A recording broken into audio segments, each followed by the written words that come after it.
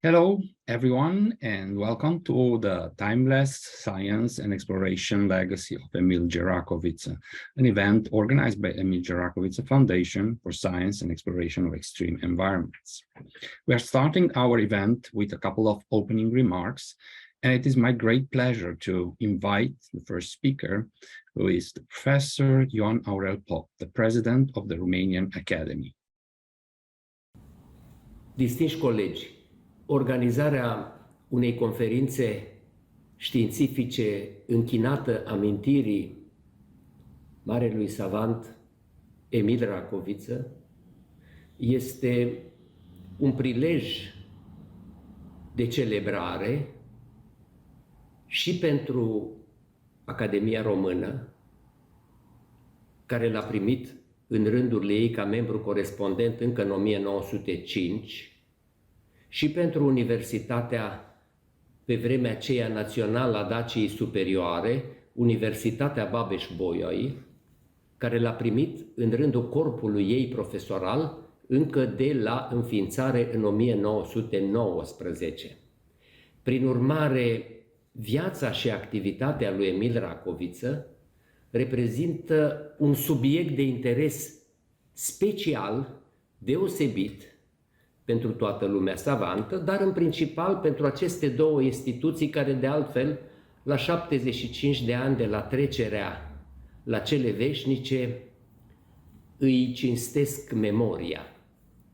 Emil Racoviță a fost o efigie a științei mondiale, o personalitate care a lăsat în urmă Franța ca să se mute în noua Românie întregită, în inima Transilvaniei, unde se pregăteau, aflase el, performanțe științifice și didactice de prim rang. El a făcut parte din generația care, după primul război mondial, s-a întors să-și aducă a sa contribuție la instruirea tinerilor. Țara era în concepția lor, a membrilor acestei generații, comunitatea.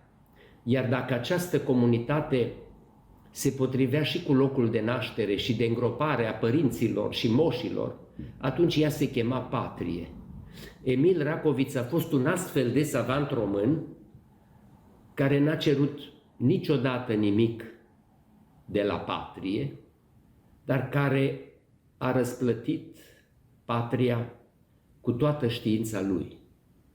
E de prisos să adăugăm aici toate calitățile sale cu totul speciale, toate onorificențele, premiile, toate alegerile lui în diferite organisme naționale și internaționale. E de ajuns să ne amintim că a fost rector al Universității din Cluj, devenită Universitatea Regele Ferdinand I, începând cu anul 1927, și a fost președinte al Academiei Române. A străbătut etapele științei mondiale pe care a ilustrat-o cu atâta curaj, speologia, biospeologia, cu dezvoltură, și a invitat în țară, deopotrivă la Universitatea din Cluj și la Academie, membrii marcanți ai comunității științifice mondiale. Activitatea lui nu a fost destinată doar prezentului pe care l-a trăit, cu acea conștiință vie că face istorie, ci mai ales viitorului. Cărturarul a pus temeiurile unei biologii, să zicem în linii mari, a urmașilor săi. S-a ocupat de mediul sănătos, de parcurile naturale, de protecția naturii, intuind parcă asalturile destructive care aveau să vină mai ales în deceniile din urmă. Emil Racoviță a lăsat posterității un mesaj luminos, un mesaj aureolat de câteva legăminte. Unul a fost acela al rectorului savant de prestigiu, el înțelegând că autoritatea nu vine din autoritarism, ci din soliditatea creației științifice. Din acest motiv a fost respectat și iubit de toți colaboratorii săi. Un altul se referă la încrederea că biruința valorii, într-o vreme când puțin vedeau forța intelectuală și reușita științei românești, că biruința valorii autentice vine până la urmă. Prin activitatea lui Emil Racoviță și a generației sale de profesori, de savanți, deopotrivă Universitatea și Academia au avut de câștigat și au ajuns la performanțe extraordinare în anii de glorie ai creației sale. Pentru aceasta se cuvine să afle și contemporanii noștri mai tineri, cu precădere studenții, că cei care ne-au precedat au fost savanți intelectuali de prim rang, care au știut să-și îndeplinească menirea și să aducă un plus de cunoaștere în cadrul științei românești și universale. Emil Racoviță a fost cu prisosință unul dintre aceștia, fapt pentru care ne închinăm memoriei lui și îi aducem un omagiu cu totul special în aceste zile. Vă mulțumesc! Here. Therefore, the next speaker is going to be the president of the Babeș-Bolyai University, Professor Daniel David. Please. Okay, so thank you for inviting me. I'm very happy to see all three organizations involved in this event, namely the Romanian Academy, the new foundation dedicated to Emil Racoviță, and also the Babeș-Bolyai University, or the UBB, how we call it. We are all here to honor the scientific legacy of Emil Racoviță. I'm not going to enter into details or in a long speech. I would just want to point out to several ideas which are important for this legacy from our perspective, from the perspective of Babeș-Bolyai University. First of all, I would say, or the first idea is related to the fact that Emil Racoviță was related to the Romanian academic area long time before he decided to return in the country. Since 1905, he was a member of Romanian Academy, for example. At that moment, he was already famous after the expedition of Belgica. So he was related to the Romanian academic community. The second idea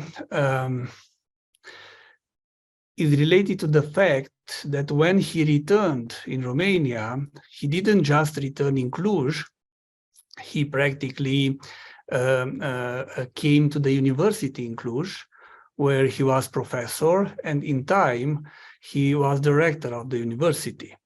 So practically, Emil Racoviță, as a director of the university, is still honored today in the gallery of directors. Also, I have in my office, for example, a large picture of him together with Queen Marie, who got the Doctor Honoris Causa of the university under his rectorate. And also, he's one of the few rectors of the university who has a statue. So he's very much honored in the university. The third idea is related to what he accomplished in the university. We all know that he founded the first institute of speology in the world, but many people just mention that this institute was founded in Cluj. This is true, but at the same time, we should say that the institute was founded in the university in Cluj, not just somewhere in the Cluj. So practically the first Institute of Speology was founded in the University of Cluj by Emil Racoviță. Also very important, he practically moved his whole field, or the research he initiated in the field of biospeology, a new field defined in a way by Emil Racoviță. He moved this field in the university in Cluj, in the Institute of Speology. So in this way, the University of Cluj became at that time the world center for the new field started by Professor Racoviță. And this is a very important aspect, and a very important, not only scientific aspect, but also historical aspect. And the fourth idea is related to the fact that under the communist period, the university in Cluj was reorganized. So practically, for example, many institutes were just closed. This was not the case with the Institute of Speology. We don't have a formal action trying to close the Institute of Speology. However, the new authorities just didn't pay attention to this institute in the university. However, the field was organized outside of the university under the umbrella of the Romanian Academy of Science, where in a way the field developed very well, and today we have an institute there dedicated to speology and to Emil Racoviță, which is a pretty prestigious one at the national and international level. Thus, that institute also continuing the legacy, the scientific legacy of Emil Racoviță. However, in 2020, we decided to reestablish the institute of initiated by Emil Racoviță in Babeș-Bolyai University. However, we tried to do that in the new context, trying to bring his legacy in present and also to use it for future. That is why we call that institute for the Study of Life in Extreme Conditions. So in a way, we started from biospeology, but we expanded the scope and the aim of the institute. So in this way, practically, we can study the life from the bottom of the oceans to, I don't know, through land to the space. We even have there a component which is related to psychology. I'm a psychologist. I coordinate the center in the institute which is related to psychology, because studying the life in extreme conditions is a very important topic for what is happening today. For example, today humans are facing climate changes, wars, and a lot of other major problems. So I think that psychology has a lot to do in this investigation. For example, we started the whole line of research in the Psychology Center in a PhD work, which is still ongoing, in which we try, for example, to reanalyze the notes of Emil Racoviță and his journals during the Belgica expeditions. And we try to understand what was happening at that time through the modern psychological theories like psychology of resilience, modern stress theories, and so on. So to make a long story short,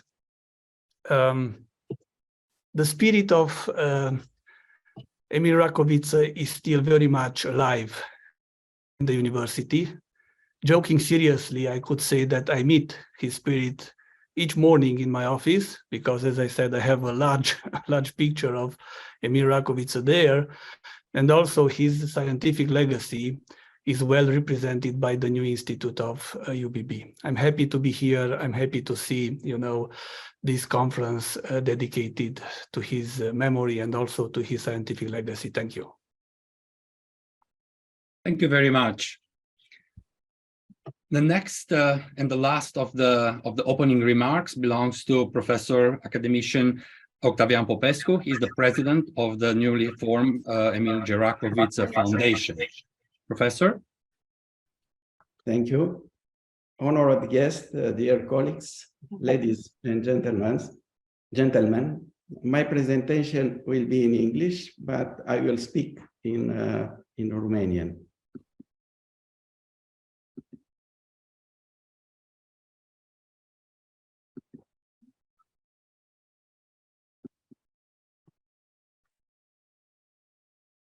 Fundația Emil G. Racoviță pentru știință și explorare medii extreme a fost înființată sub egida Universității Babeș-Bolyai din Cluj-Napoca ca omagiu adus lui Emil G. Racoviță pentru a întări și dezvolta poziționarea academică internațională a savantului și a domeniilor de explorare și cercetare fondate de acesta. A fost constituită de un grup de oameni de știință și exploratori din țară, în principal Universitatea Babeș-Bolyai și Academia Română, și din străinătate, împreună cu familia savantului Emil G. Racoviță. Viața și activitatea savantului Emil G. Racoviță, președinte al Academiei Române între 1926 și 1929, 3 mandate consecutive, și punerea în valoare a realizărilor sale și a concepției sale despre explorare, știință, cunoaștere, pace și colaborare internațională sunt un exemplu pentru fundamentarea scopurilor și obiectivelor fundației și sunt în deplin acord cu misiunea Universității Babeș-Bolyai din Cluj-Napoca și a Academiei Române în alte foruri naționale de consacrare științifică și culturală ale țării, piloni ai cercetării fundamentale în România, participanți activi în viața societății românești și simboluri ale spiritualității naționale. Personalitatea lui Emil G. Racoviță este o sursă de inspirație pentru atragerea tinerilor spre zona de cercetare științifică, pentru colaborarea internațională, revigorarea expedițiilor științifice și explorarea mediilor extreme și necunoscute. Astfel, Fundația Emil G. Racoviță își propune să contribuie la dezvoltarea cercetării științifice în România și la păstrarea și valorificarea patrimoniului național. Fundația Emil G. Racoviță are următoarele scopuri principale: onorarea moștenirii savantului Emil G. Racoviță, întărirea și dezvoltarea poziției academice internaționale a savantului Emil G. Racoviță și a domeniilor de cercetare fondate de acesta, consolidarea și internaționalizarea peisajului academic și de cercetare din România, precum și ale politicilor culturale și educaționale românești.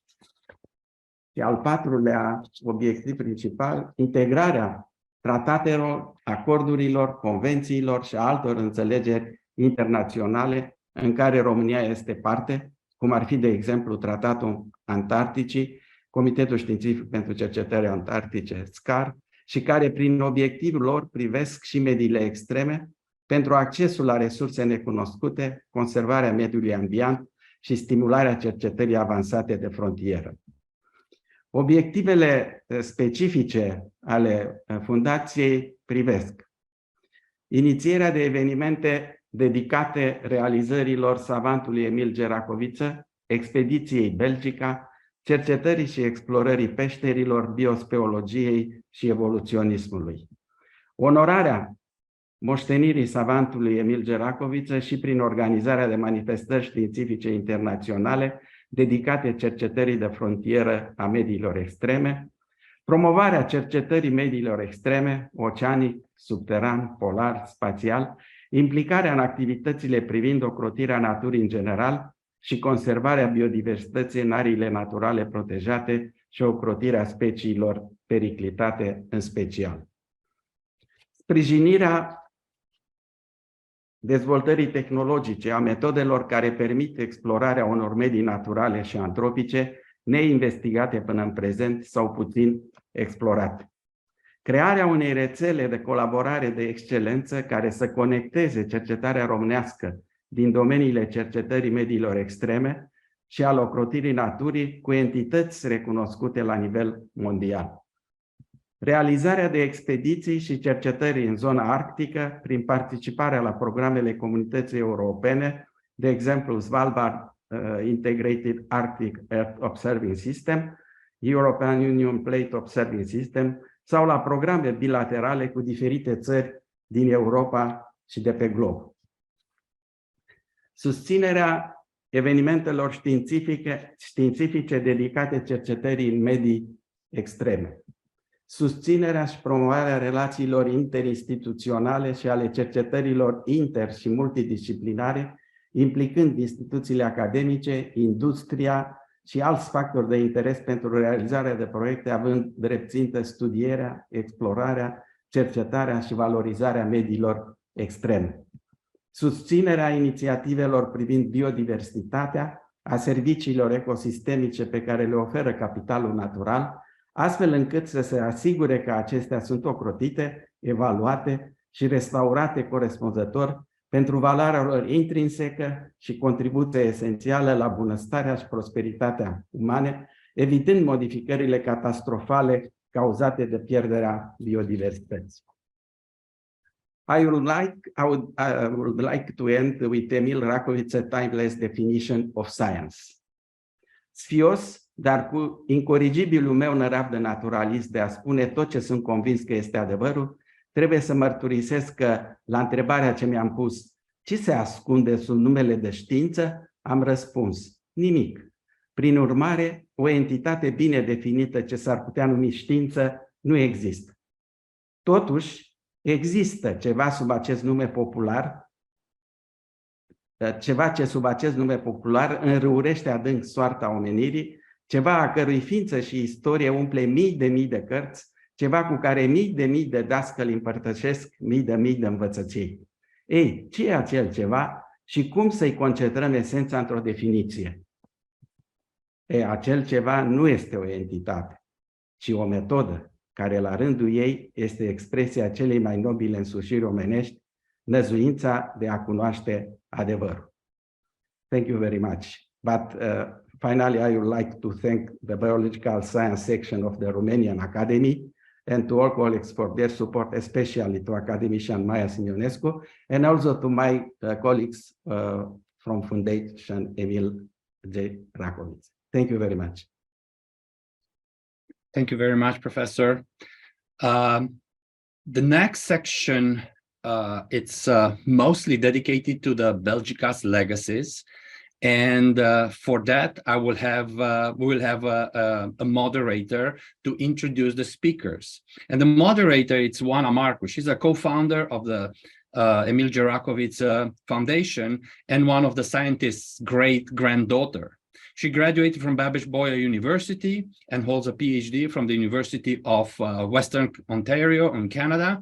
And after doing research and teaching development biology at the University of California, Irvine and Fullerton, she moved to NASA, where she was payload scientist for an immunity experiment on the Discovery Shuttle, the lead scientist for a NASA initiative to build the world's first open science repository of all biological data and metadata from the International Space Station, and was part of the team for the first PCR facility in the microgravity of the International Space Station.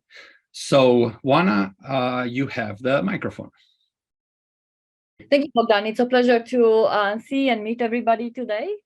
And from my NASA experience, if there's anything I learned from sending missions and sending science in the unknown and probing the unknown, is that science is very rarely a one-person deal.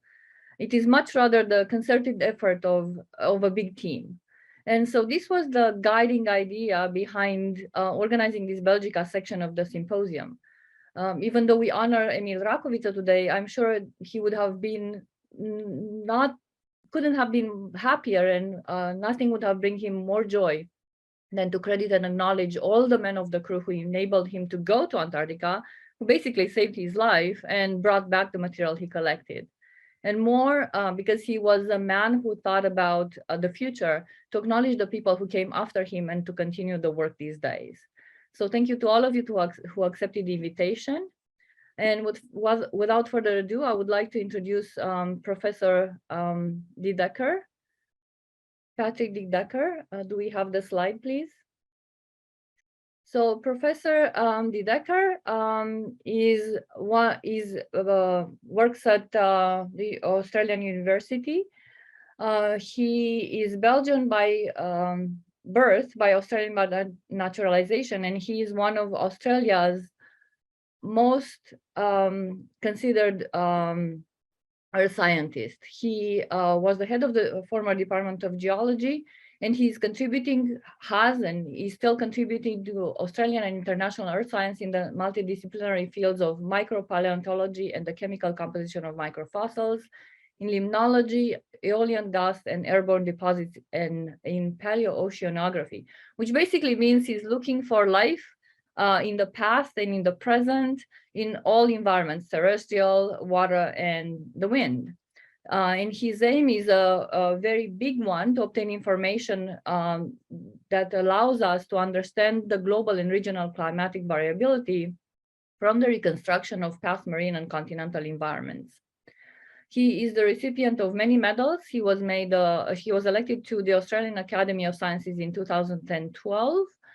And little unknown fact, he actually shares a birthday with Emil Racoviță, so happy birthday week to Professor de Decker. And in 2018, he published a paper called On the Long Ignored Scientific Achievements of the Belgica Expedition, which was the incentive for us to invite, and we are very pleased that he accepted our invitation to talk to us today. Hello, everyone. It's Patrick de Decker in Canberra in Australia. And I would like to talk to you about the extraordinary achievements by the biologist Emil Racoviță during and after the Belgica expedition. That started in 1897 and was completed in 1899. You have here a photograph in full color of the Belgica ship trapped in sea ice, and members of the crew bringing ice back to the ship in order to melt that water, that ice for drinking water, but also to stop any potential fires on the ship.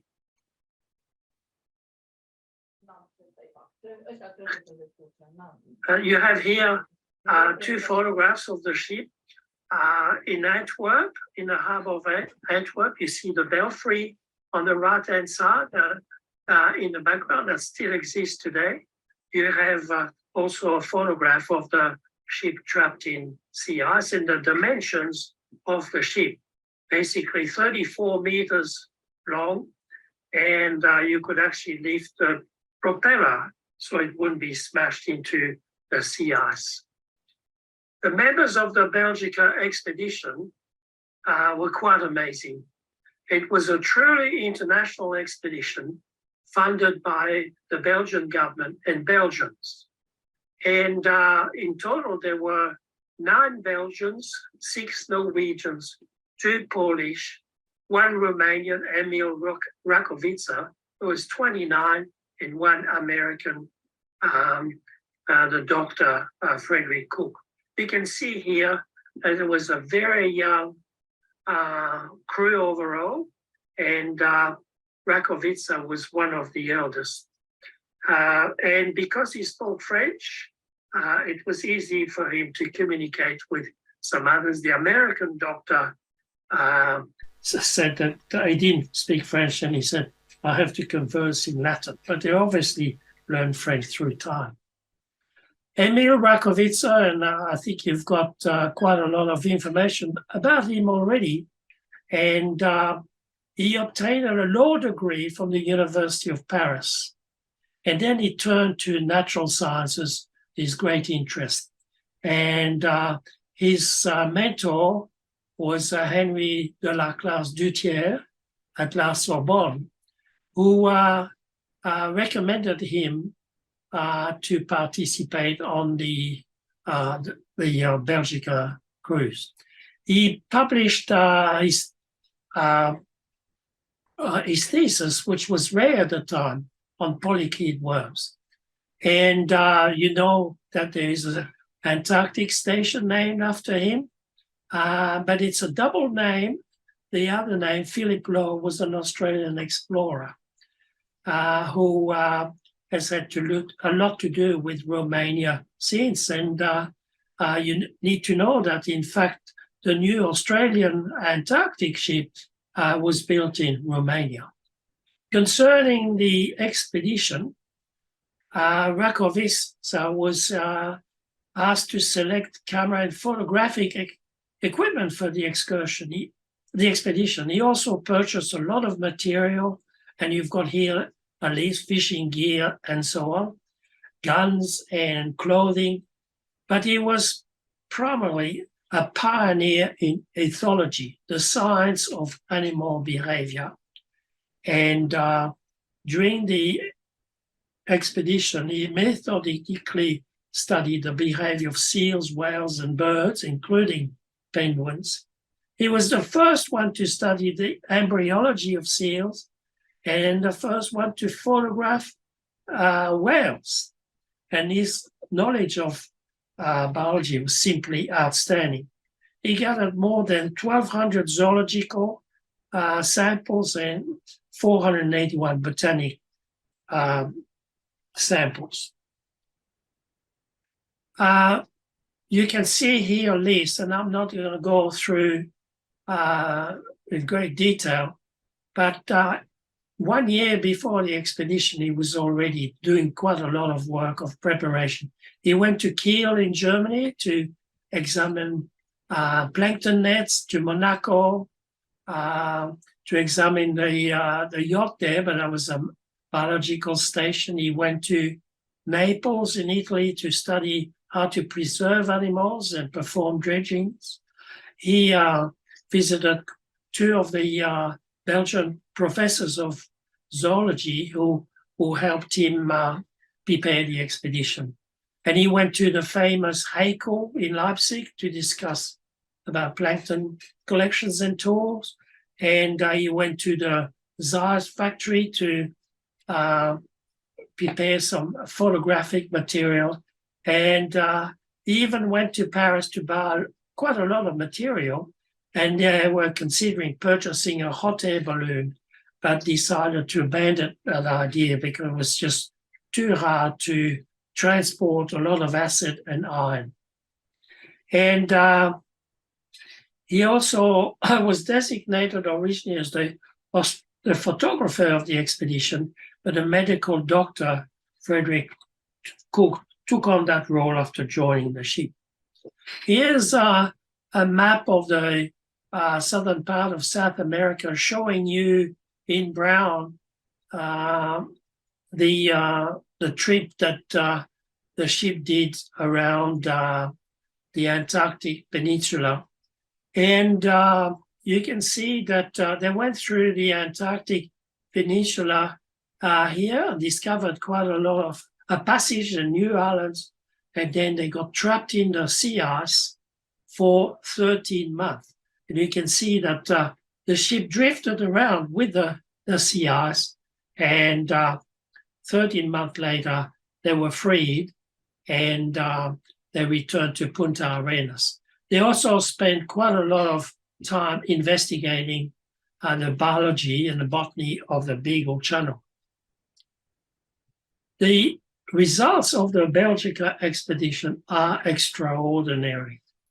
Here's a list of these publications, some of these publications that I found in the library of the University of Sydney. And it's 70 centimeters tall, and it contains a large pile of material that was published as a result of material gathered and collected during the expedition. There must be a copy of it somewhere in Romania.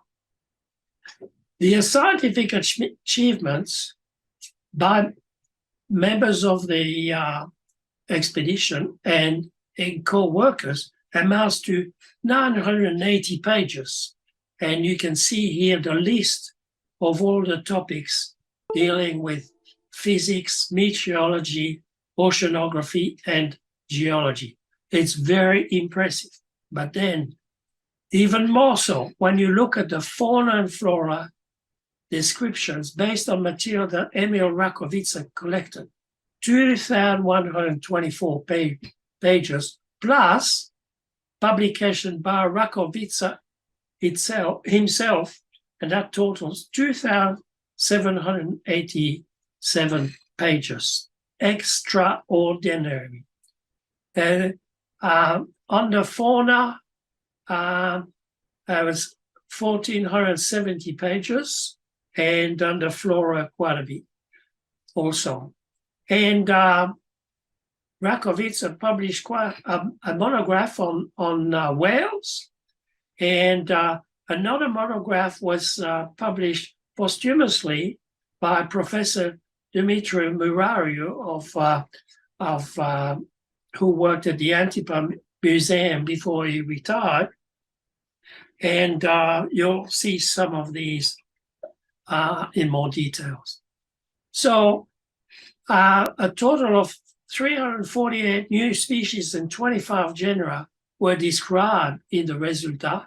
And here's a list of species and genera that bear the name of Racoviță, which is quite a tradition done by various authors, and others done by other members of the expedition. But you can see that once again, Racoviță received the most ample credit. So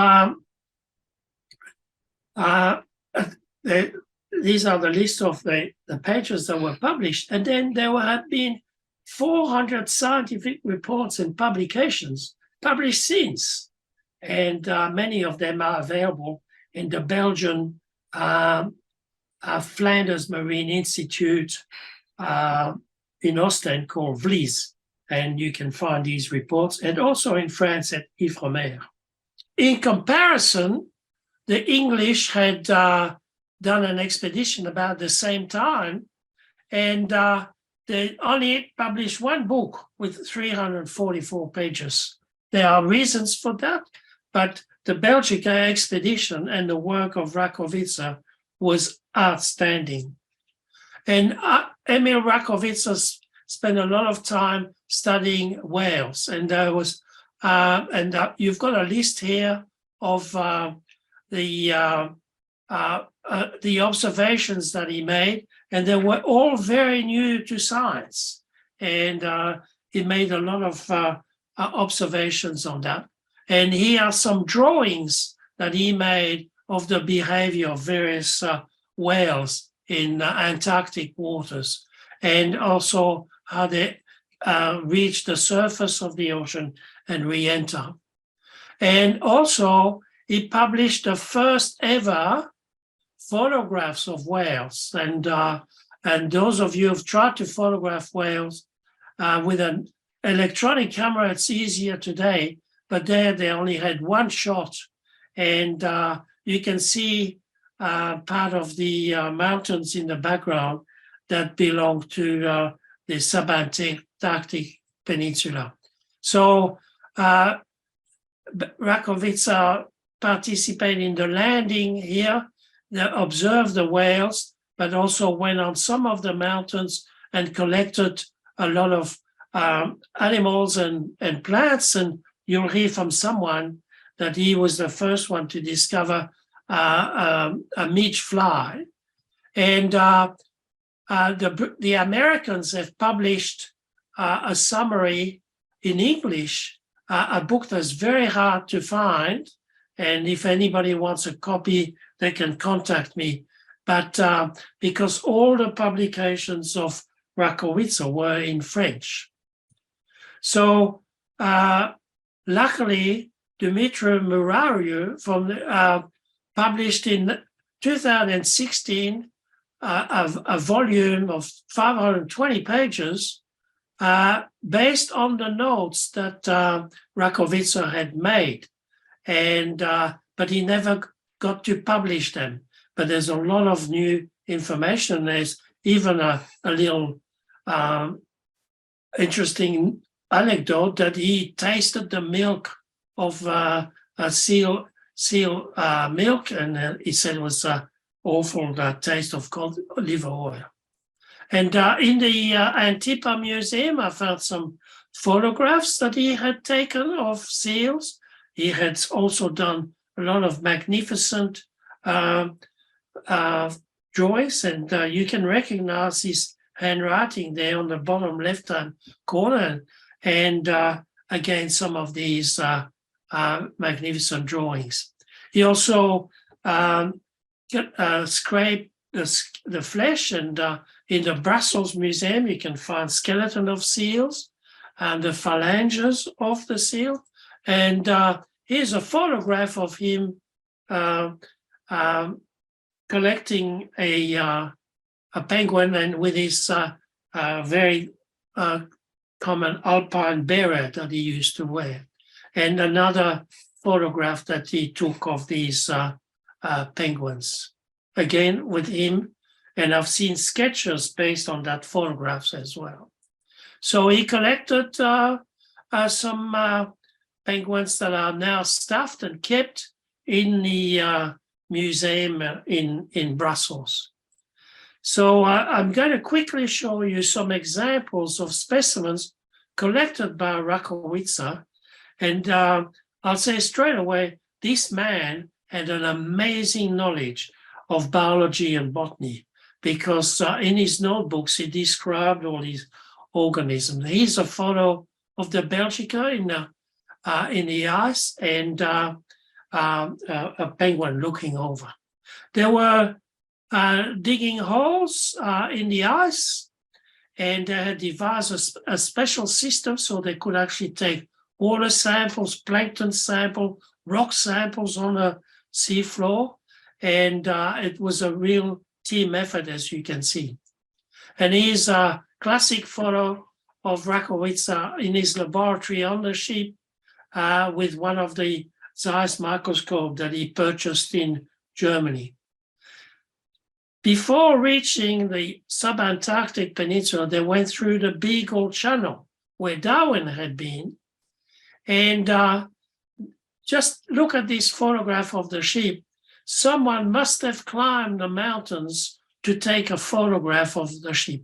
But during that time, Racoviță was collecting insects and plants and so on. And I'm going to show you some examples of the publications, the drawings made by experts who received the material from Racoviță once he was in Belgium after the expedition. Here's some amazing drawings, beautifully illustrated and by Belgian and European experts.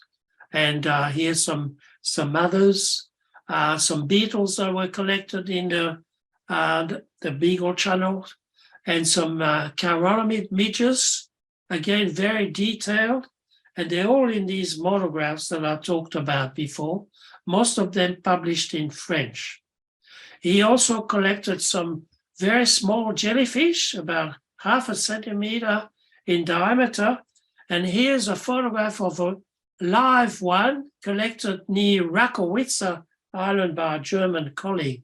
And you can see that he must have devised some really good preserving technique to enable the experts, Mars here, to draw them. He also looked at nematodes. That was the field of his PhD. And when you go to the museum in Brussels, the Natural History Museum, you can see some of the material, like a large crustacean, collected during the Belgica, and a fish as well. And there was a lot of interest in deep sea fish. They thought they were going to be the same as in the Northern Hemisphere. No, all new. And the fish expert described this new genus after Emil Racoviță. He also collected a lot of mites in the nostrils of seals and so on. So he knew where to find these, but if you see these magnificent drawings, you know that his preservation techniques would have been good. He also collected a lot of herbaria described by people, and some fungi, and he was the first one to describe a flower in the only flowering plant in Antarctica. He also collected deep sea corals, which are now extremely important because they were collected 120 years ago, and the geologists can do the chemistry of the corals and this is probably a 300-year specimen that you could tell past sea surface temperatures or bottom temperatures there's a nice photograph of Racoviță in his lab. You can see his microscope there behind, and probably repairing a plankton net.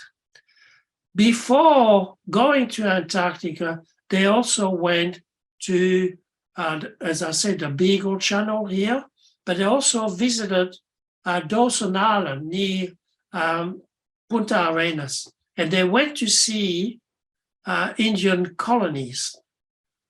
And there were 3 members of the expedition: the Polish Racoviță, the Frederick Cook, and Racoviță. And they were amazed at the poor condition of the Indians, and they said they soon will be exterminated. Racoviță said they were suffering from tuberculosis, syphilis, and even children. And they reported that farmers were paying £1 to kill some Indians. And Racoviță also created a little dictionary of French to Ona Indian language, but mostly dealing with animals. Other people like Rakovsky had another vocabulary.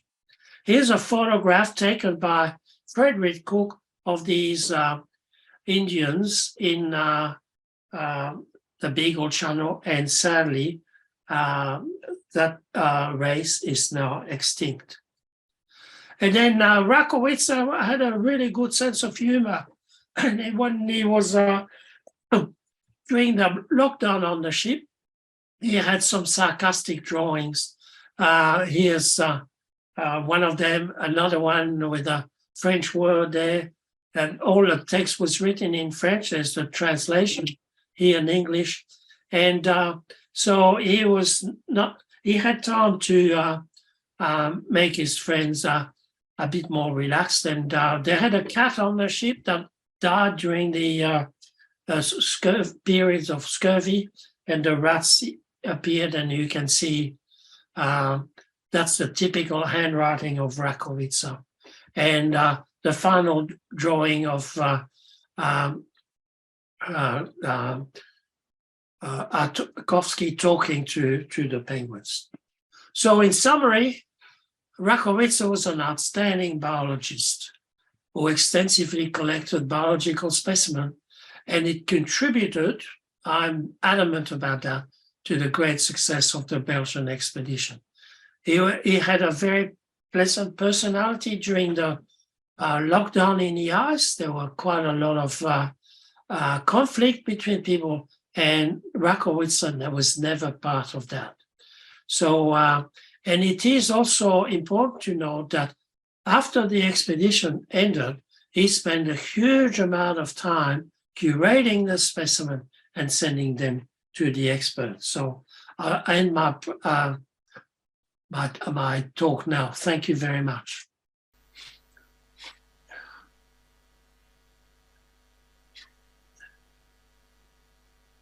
Oana, ai microfonul închis. Thank you, Professor Decker. This was an outstanding presentation. If there are any questions from the audience, we can take them in chat or directly, since it's a small group of people. Professor Decker is in person here. It's 1 a.m. in Australia. Yeah, go ahead. I was going to say, I know so much about that period of Racoviță, and I could have given a 2-hour talk. Anyway, I'll stop talking here. Actually, we do need to prepare for a 2-hour talk. It stuns me how much information you have collected. Yeah, I'll come back to Cluj at some stage. Yeah. You need to come back to Cluj. So it makes me wonder if you have the same amount of information about the rest of the crew from Belgica. And I know you're planning to write a book. Could you talk a little bit about what it took you to accumulate? On the scientific aspect of the Belgica, yeah. And how long did it take you to collect all this information?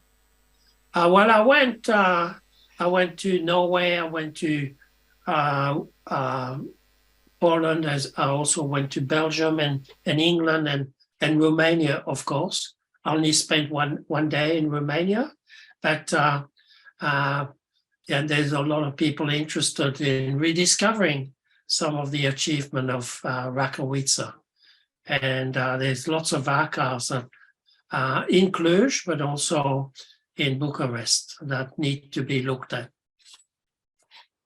Yes, definitely. That is one of our goals, to look in more detail. So we'll be very pleased to host you back again in Cluj. Yeah. Anybody else has questions for Professor Decker? I can see them in chat. And one last comment. His French was better than mine. He had an eloquent way of writing in French, and all his field notes, that are some of them that are found in the Antipa Museum, are all in French.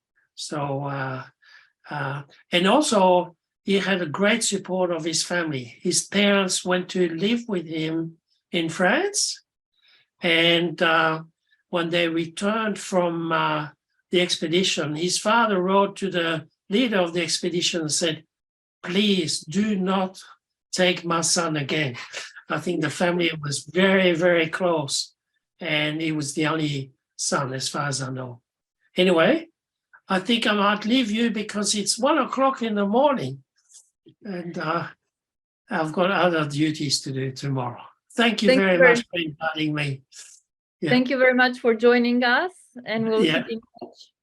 And we are going to move next to Anders Bache from the Roald Amundsen House.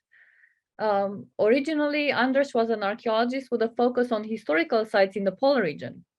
But in the recent years, Anders has led the research and digitization of the Roald Amundsen House, which we invite you to watch online. There will be a link to it. And this digitization have included a full digital version of the house and entire collection, as well as several podcasts, books, lectures, and articles. So if we could go to Anders' presentation. It's an exciting event that they have done.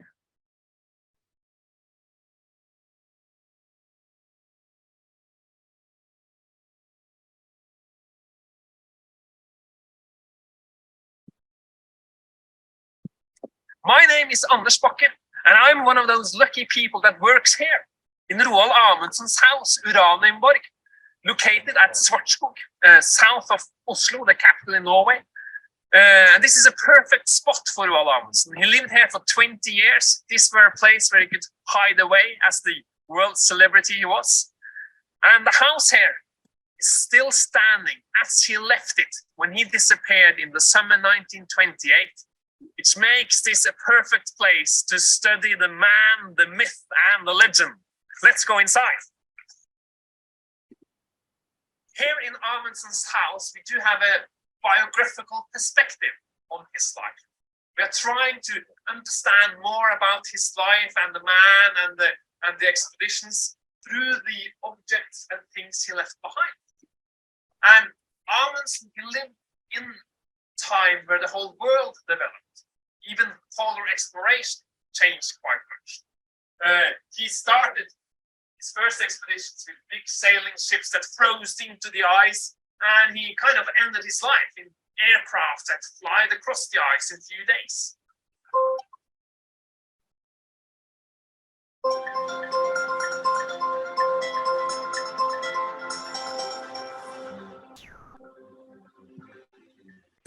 Crucial element for the research we are doing here in Amundsen's house is that all of those things here is a part of Amundsen's collection. They must be here for a reason, right? Or in other words, all of those things here must have had a great value for Roald Amundsen. Blue Room is a very symbolic little object related to the Belgica expedition. This tablecloth here is made by Frederick Albert Cook, and is, as far as I know, the only one of its kind. It was given to Roald Amundsen in January 1926 when he was touring around in America, and he traveled through Kansas City when he was informed that his friend Frederick Cook was sitting in Leavenworth prison for his third year. And Amundsen decided to visit his old friend, and in jail Fredrik Cook has made this tabletop for Amundsen, which Amundsen brought back home. With his own words, Amundsen explained the moment in his last book, My Life as an Explorer, when he says, "I felt I could do no less than to make the short journey to the prison and call upon my former benefactor in his present misfortune."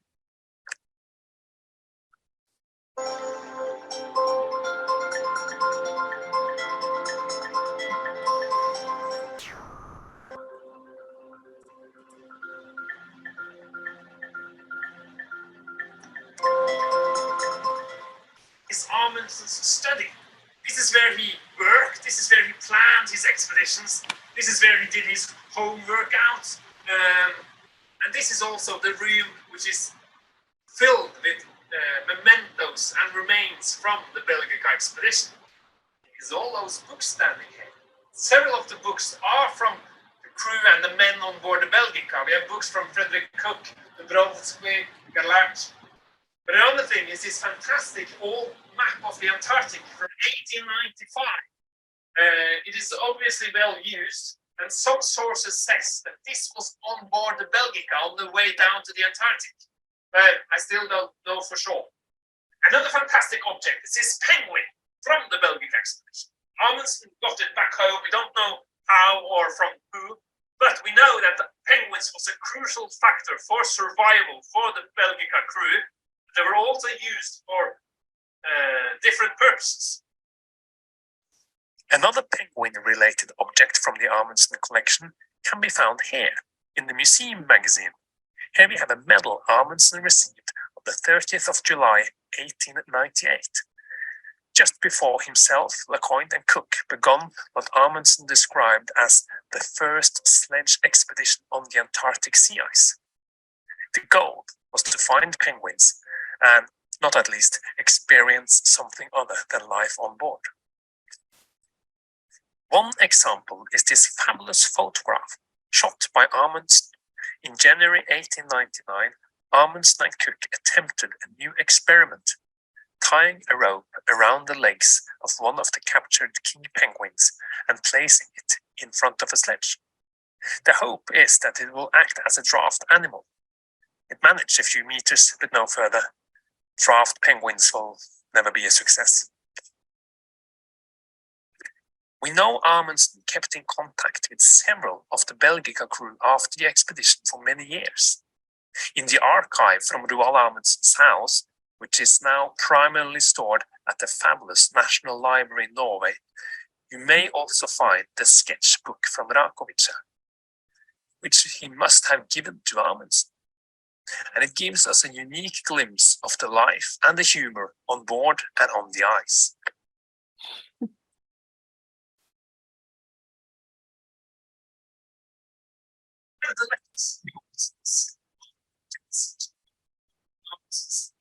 Recent years.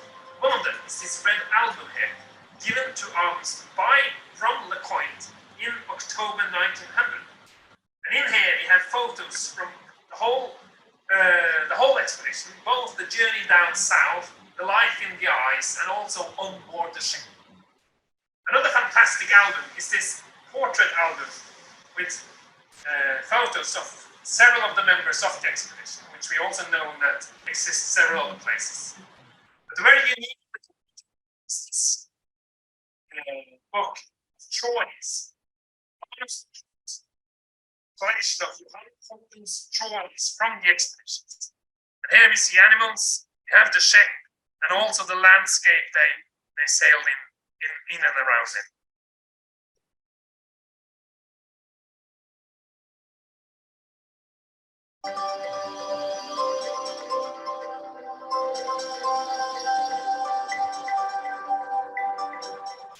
From the collection here, it is clearly that the Belgica expedition and the crew on board meant a lot for Roald Amundsen, both as an explorer but also for his private life. And we have now, the last couple of years, been digging into the collection here, and we're putting more and more of the information and knowledge out on our website, so it will be available for everyone around the world.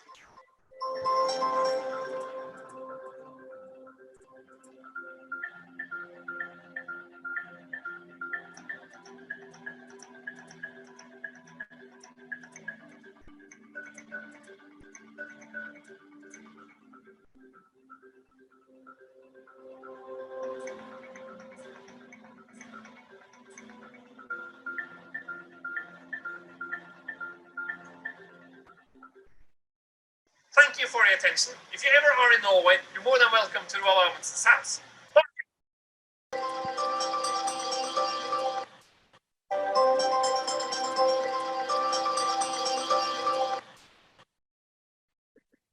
Thank you very much to Anders and the entire Roald Amundsen house.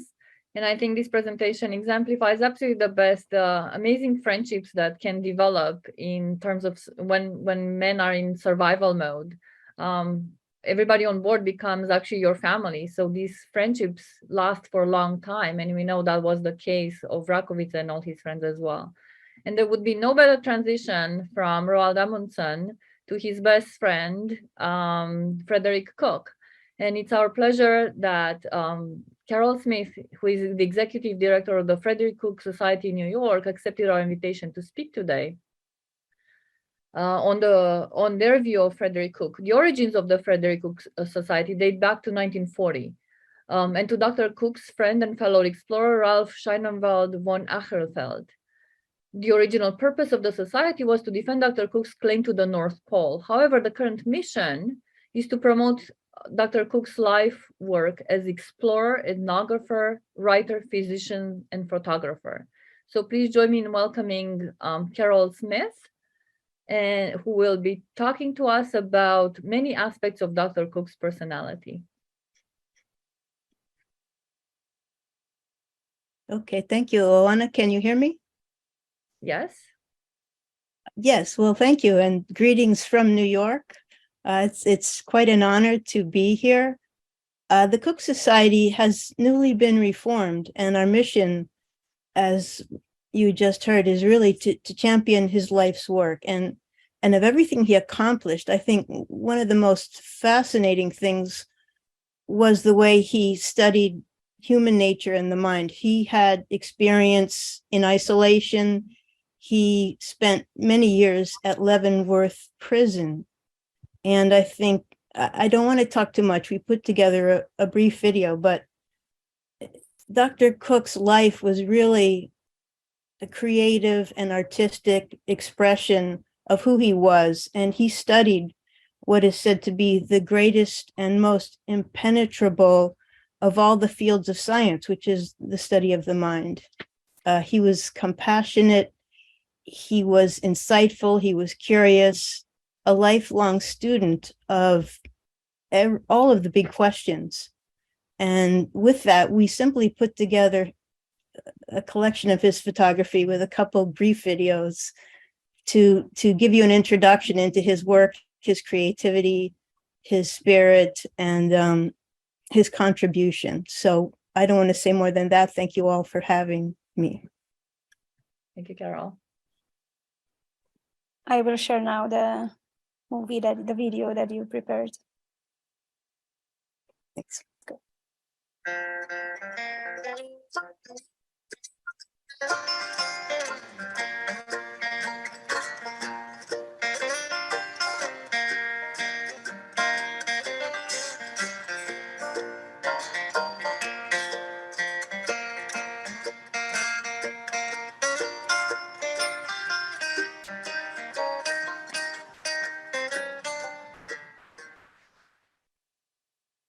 My name is Carol Smith. I'm the director of the Frederick Cook Society. We are located in Sullivan County, New York, in the Sullivan County Museum. This is Dr. Cook's birthplace. And I'd really like to thank the Racoviță Foundation for bringing us together in this conference. It's just a wonderful idea. The title of my talk is Frederick Cook Reimagined.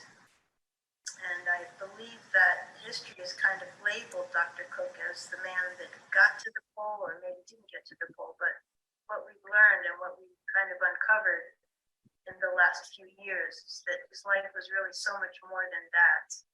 And we'd like to talk about his role as scientist, humanitarian, ethnologist, writer, and so in 1985, the Frederick Cook Society moved into the Sullivan County Museum in Hurleyville and installed this beautiful permanent gallery. The gallery is filled with photographs and information and artifacts from all of Cook's major expeditions, but the the piece that we're most proud of and is most extraordinary is above my head, and this is the actual flag from the Belgica. It was presented to Cook in gratitude for his work saving the lives of the men on that ship.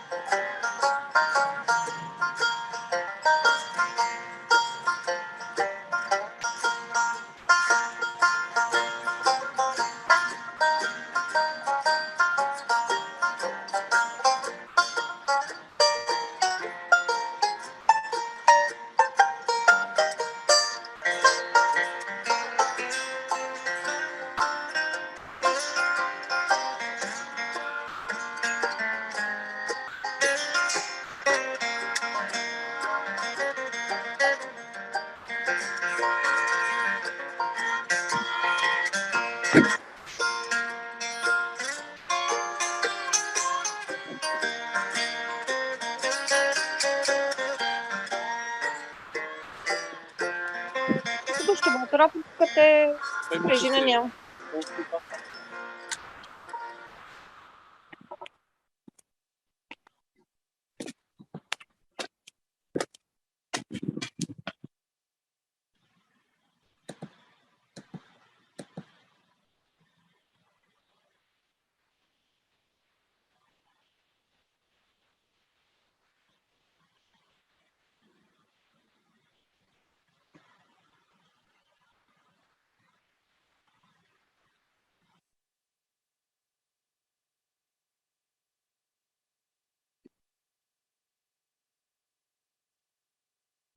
Thank you, Carol. And if there was one thing that you would like to take on next with the Cook Foundation, what is it? There's so much to the life of this man. What is one aspect that the Cook Society is going to focus on from now on? Well, we started by really bringing forth a group of his photography, and that work amazingly has never been exhibited as fine art. We put together a collection of 50 of his photographs in our museum, and it's just been extraordinary to see his work all together. He was so creative and he was such a great artist. That's what drew me into his work and into this world of exploration. My background is art. So we're exploring Dr. Cook's life as an artist, as a creative person, as a humanitarian, as an environmentalist. And all of these aspects of his personality are really important to bring forth to the world. They're as relevant today as they were back then. So we're just starting. This is a new incarnation of the Cook Society, the third, as I've been told. And it's made up of a lot of artists and creative people. And we're exploring creativity and compassion and the role that those two particular aspects of his personality have in the Belgica, in saving the lives of the men and of his entire life. So that's where we're beginning. So thank you. Yes, thank you very much, Carol. And we're sure to follow on your footsteps because we're also at the beginning with the foundation, but highlighting these bonds and the very large personalities of these men is really important. Yes, I look forward to that. Thank you. Thank you very much for joining us from New York. Thank you so much. And now we're going to move on to another big personality and actually his family. And this was Captain Lecointe, the captain of the Belgica expedition. We have the pleasure of Charlotte Rollin-Jacquemin, who is the great-granddaughter of Georges Lecointe. And she and her husband, Olivier de Schrevel, who is now online, they live in Belgium. And it turns out they are absolutely outstanding experts in the history and the detail of the Belgica expedition. They have absolutely graciously accepted our invitation to join us today. So if we could spotlight them and play the video that they have prepared ahead of time that has a tremendous amount of information. Welcome, Olivier. It's a pleasure to see you here. Charlotte and I will present some highlights of Racoviță before, during, and after the Belgica expedition. Key period. It took more than 3 years to prepare and fund this expedition. Raco was involved during the last year. The Belgica ship left Antwerp and arrived 2 months later in Rio de Janeiro. During 2 months, they made 24 landings in the Strait of Magellan and the Beagle Channel. Actually, it was not planned to visit the Tierra del Fuego. Then 20 days of impressive discovery in the Antarctic Peninsula. They had thawed at the end of the summer and the ship was trapped in the ice pack. They spent 10 months overwintering on this ice pack, and some made a risky exploration on the ice pack. It was a fantastic escape team effort which lasted for 3 months where they could be free of the ice and reach back to South America. The scientific made conference on this achievement and results when they arrived back in Belgium in November 1999.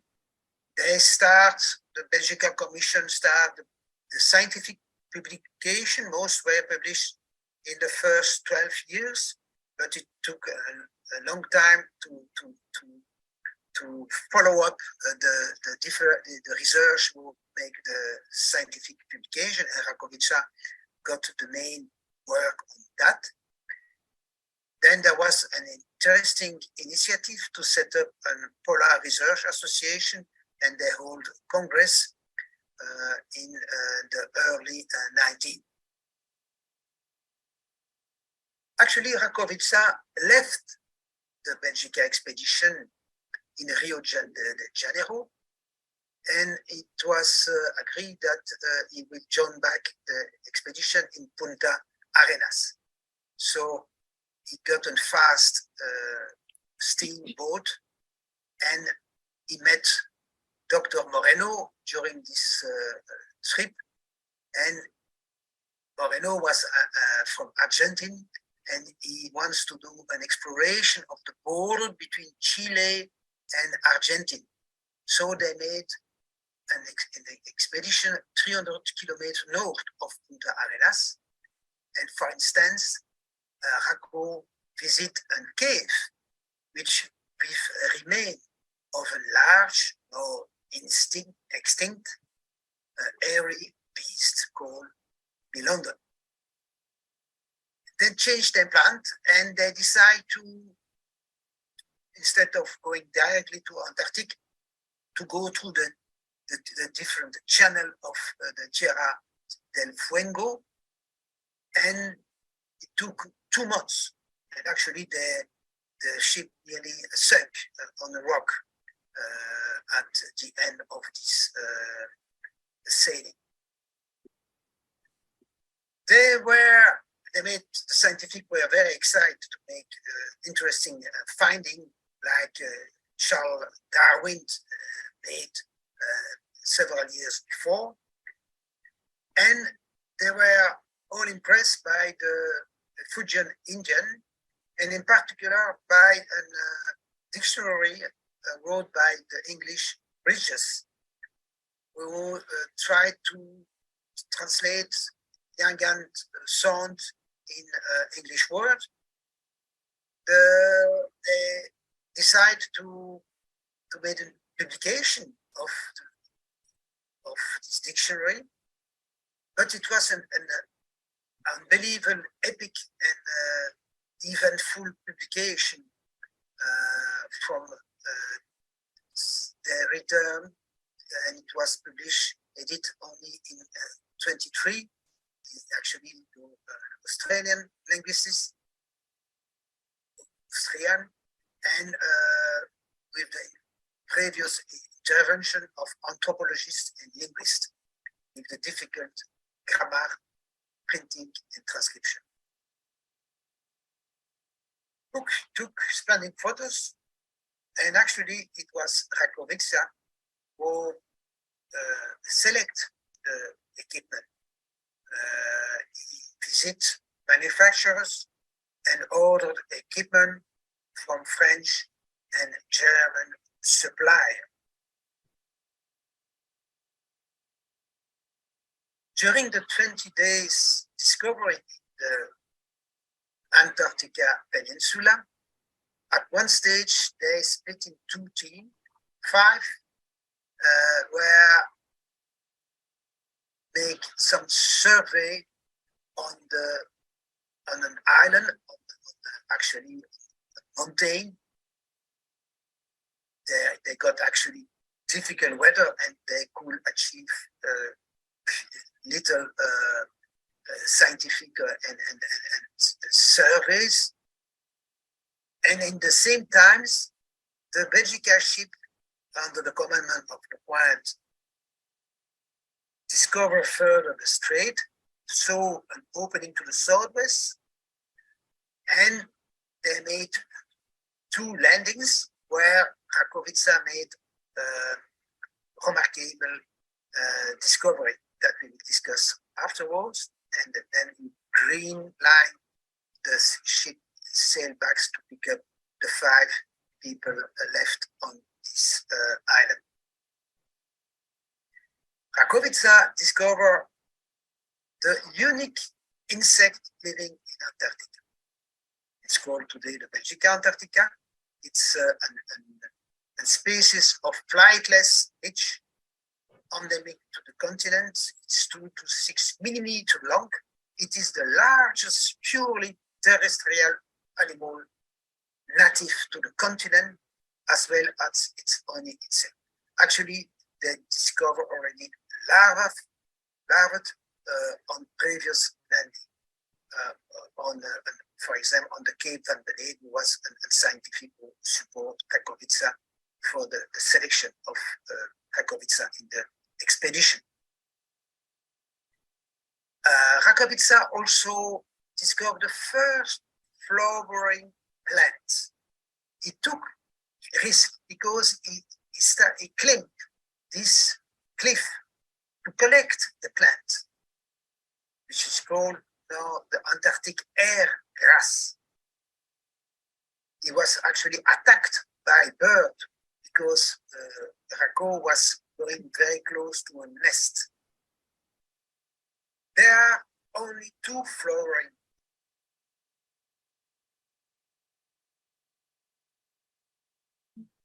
Most different ones.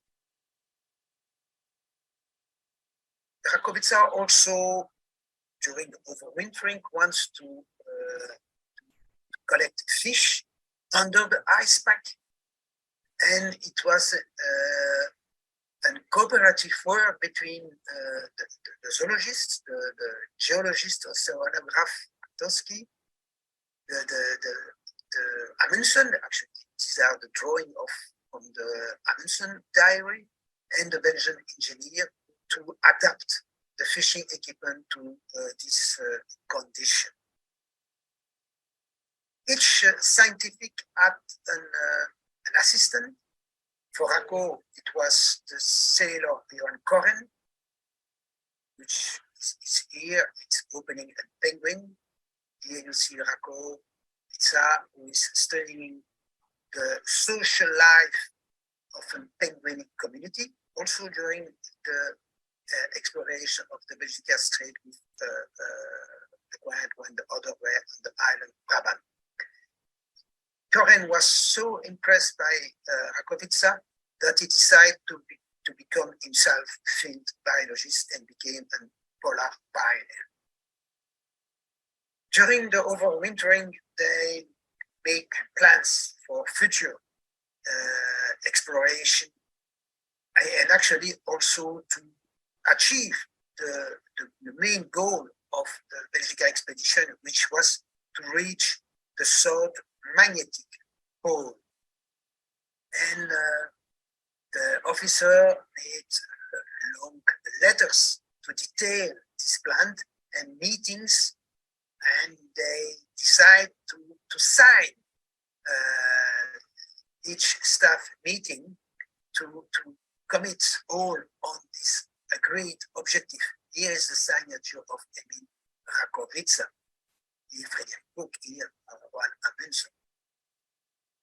And actually, all these quite interesting letters written on board have never been published until now in Belgium, and the first who published was Journal Sanctum recently. A last fact, just after the return, was the setup of this international polar research.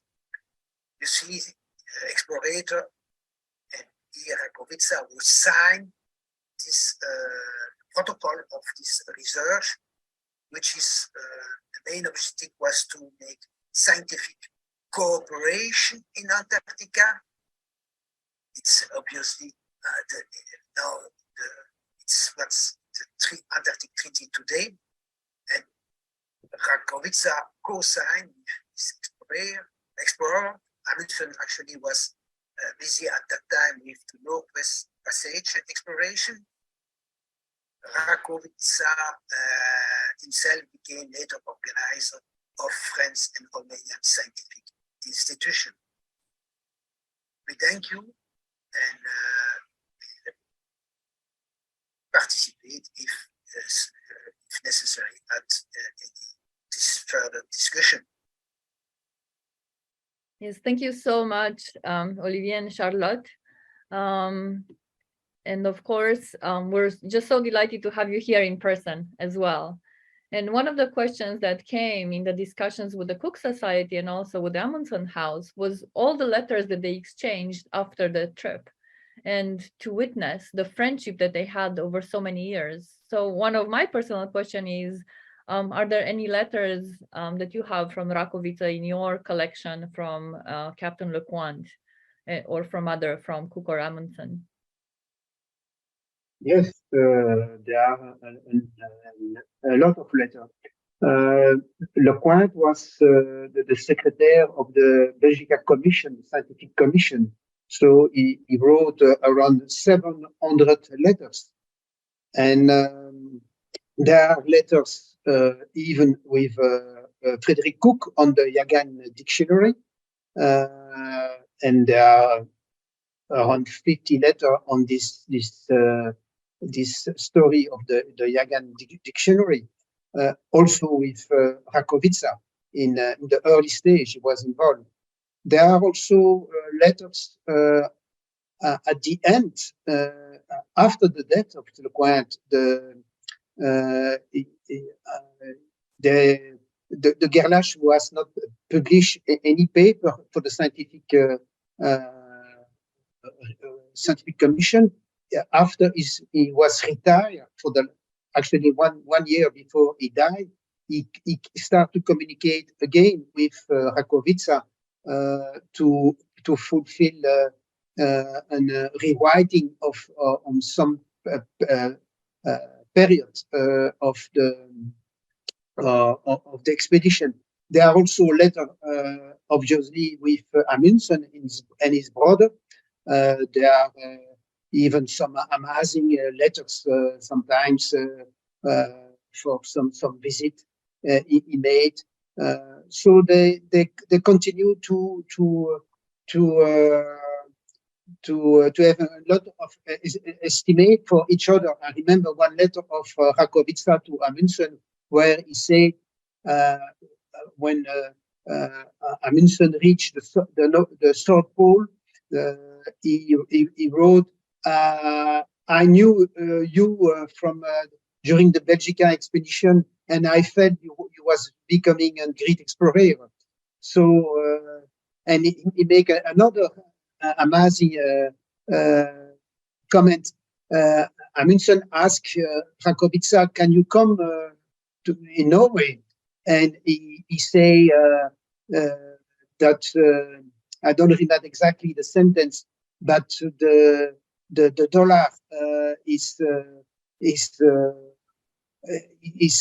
distance between Oslo and Romania is as high the cost of the travel, so he could not make it the travel. And I know also that Lecointe met Racoviță in Paris to discuss on the scientific paper. So there are numerous letters indeed afterwards.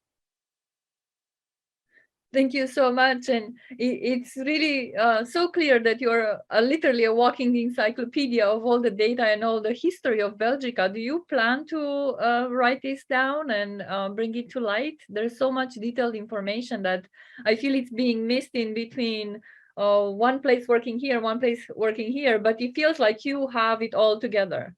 And I know that because Georges Lecointe was part of the Belgica Commission, he actually was incredibly important in publishing and making available of the material.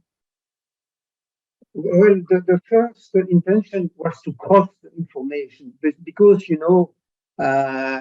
sometimes the real story, the facts are changed during the time, or some people want to rewrite the story.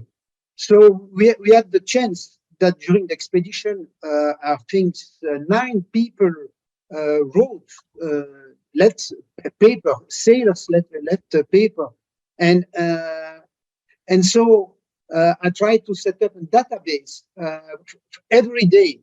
For example, the 23 December, what tell Raco, what say Amundsen, what say Cook, what say Lecointe, what say the Gerlache, what say the sailor. So at the end, you have you can say, okay, that's what happened. And so the purpose was to consolidate all the information, and there was language problems. For example, the early diary of Dobrowski, who was a young student, Polish student, wrote in Polish. Artowski wrote in German. So there are different language, and it's important to collect all the information. Now, for writing myself a book,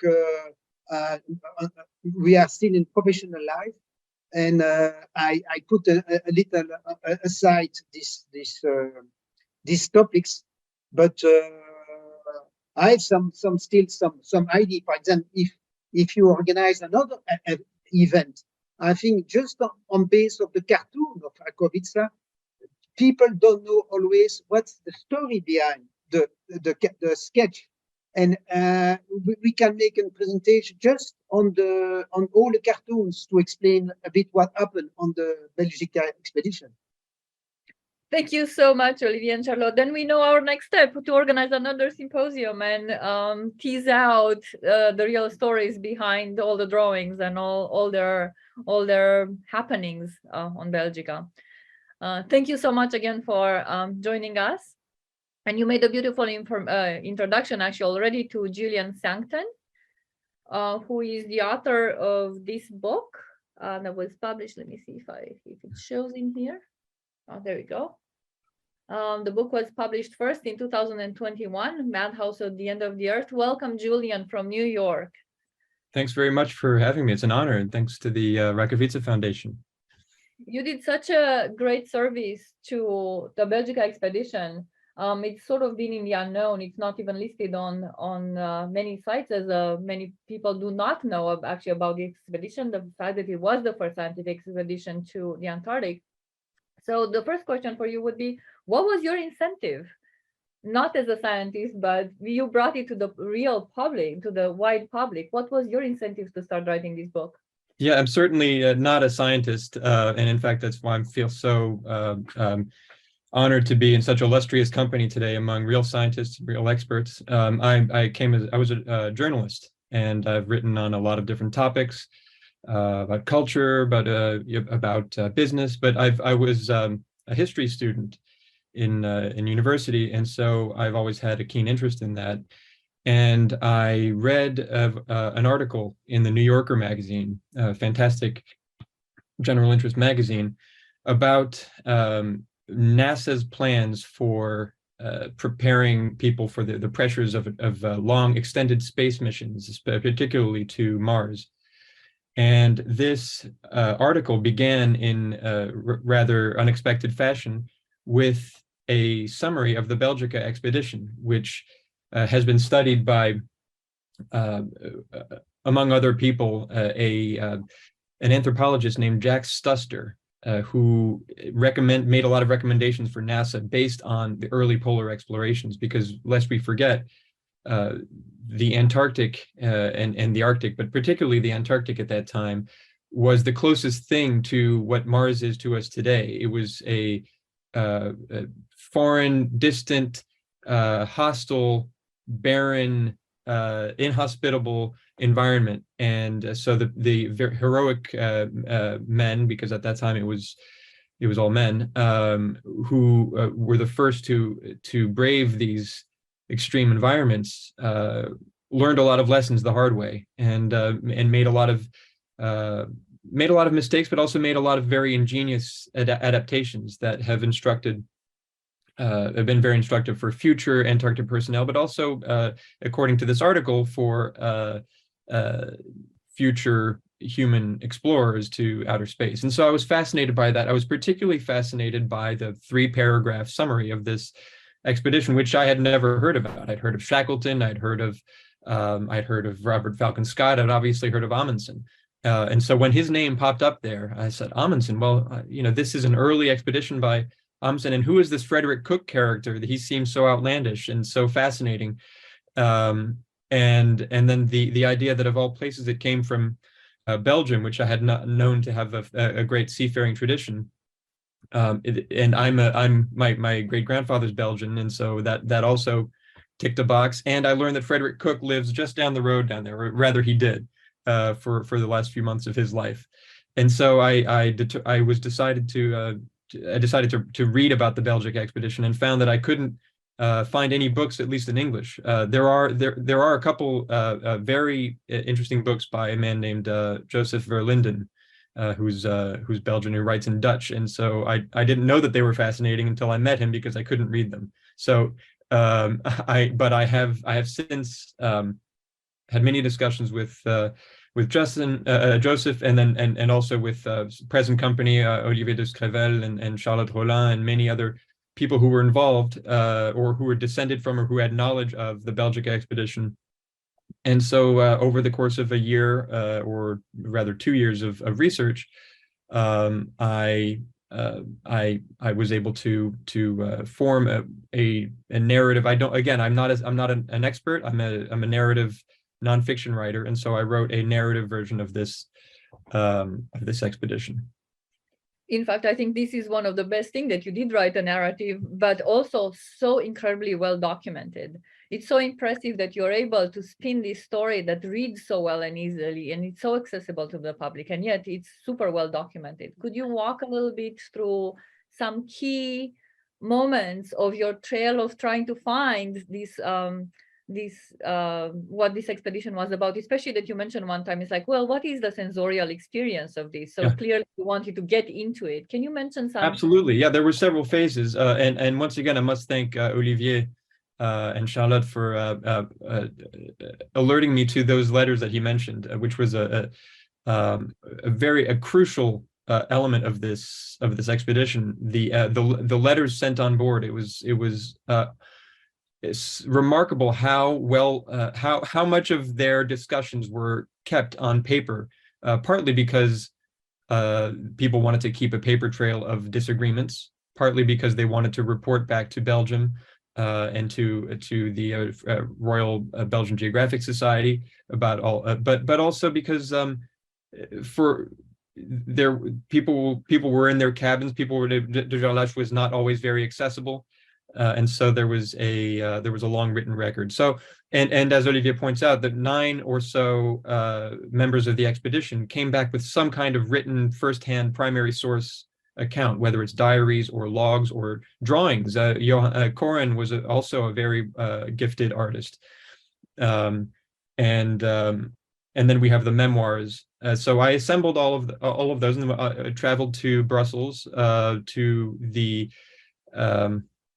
the Museum of Natural Sciences there, which kept the archives of the Belgica, and that was also a very useful trove with all the preparations and all the documents related to the assembly of the crew, and the correspondence. And that's where I learned how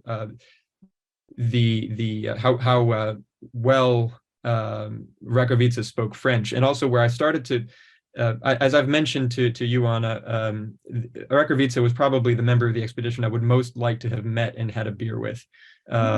You know, he was both a brilliant man, obviously, but also a really humorous man. And in the course of my research, I, as a former cartoonist myself, I also I took particular pleasure in his cartoons, but I also, even in his scientific writings, you see a spark of his personality and of his sense of humor, and they're always just so riveting. They're not dry at all. As academically sound and professional as they are just they're really fascinating. And so but I digress.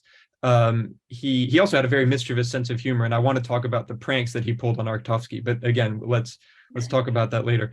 And then as you say, I wanted to get that sensory experience, and Frederick Cook and Lecointe and Racoviță took many wonderful pictures, photographs of the Antarctic, but there's only so much that I could glean from those. And given that the Antarctic, and particularly the Gerlache Strait, was such a important part of this expedition, such a crucial setting for this book, I needed to go there myself. I decided to be able to describe this environment in a sort of in a way that would appeal to the five senses. You know, the smells, the sounds, the textures, and even the colors. The photographs are beautiful, and in many ways the Antarctic has not changed all that much, at least outwardly, from those photos. And on overcast days they do seem black and white, but when the sun shines, you can see this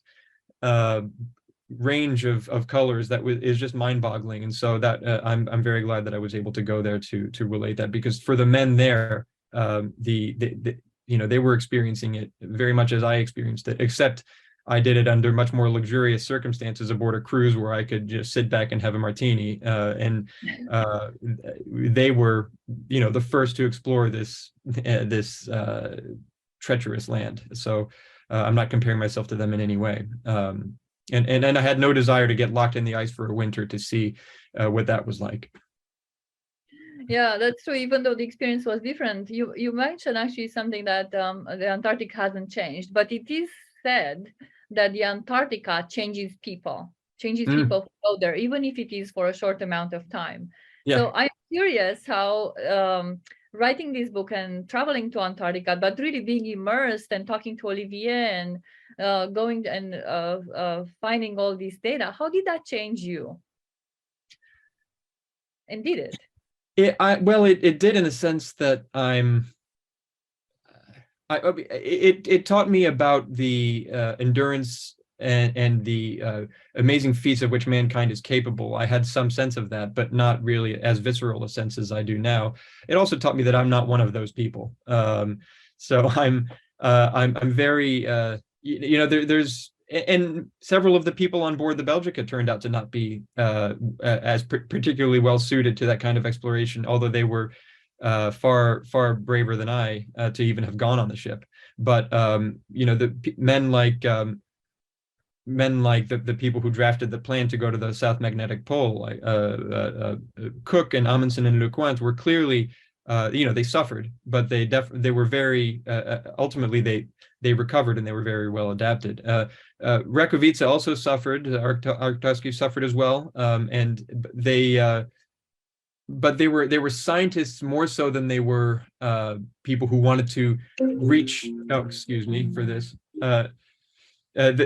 They didn't just want to reach the ends of the earth for its own sake. They wanted to study it, and so those were two different motivations that in some cases existed in the same people. But that was to answer your question. How did it change me? Well, for one thing, it taught me how difficult it is to write a book. But in terms of traveling to Antarctica was definitely something that changed my conception of the size of the Earth and of the fragility of the Earth. And you mentioned, repeating what I said, that it doesn't look like it changed much, but traveling there, you realize exactly how much it has changed, because I've traveled with some scientists who were taking regular observations of the very same waters in which the Belgica sailed, and were noticing very alarming things, such as the reduced salinity of the water around there from the increased glacier melt, and that is leading to a transformation of the population, or rather a migration of the organisms that live in those waters. And with the migration of the phytoplankton, migration might not be the right word. Again, I'm not a scientist, but with the movement of the phytoplankton, the krill has to follow that, and then further south in colder, saltier waters. And then everything that depends, the entire ecosystem that depends on the krill, then needs to migrate further south. And this is just one of the many things that is at first gradually and soon very quickly changing, and to an alarming degree. So it just the writing this book and traveling to Antarctica and seeing how this environment is changing it just alerted me even more so than I had already been to the dangers of climate change. Yes, thank you, Julian. This is so brilliantly put that you're actually seeing the timestamp. In fact, Belgica can act as a timestamp. This is how it was. They took so many meteorological and so much data from 125 years ago, and 120 years later, we can actually use the data to compare what's happening today, right? So that's brilliant. Exactly. And I would be very curious to have a real scientist actually rigorously compare this data, and I'm sure people have, but the publication of that would be fascinating to me.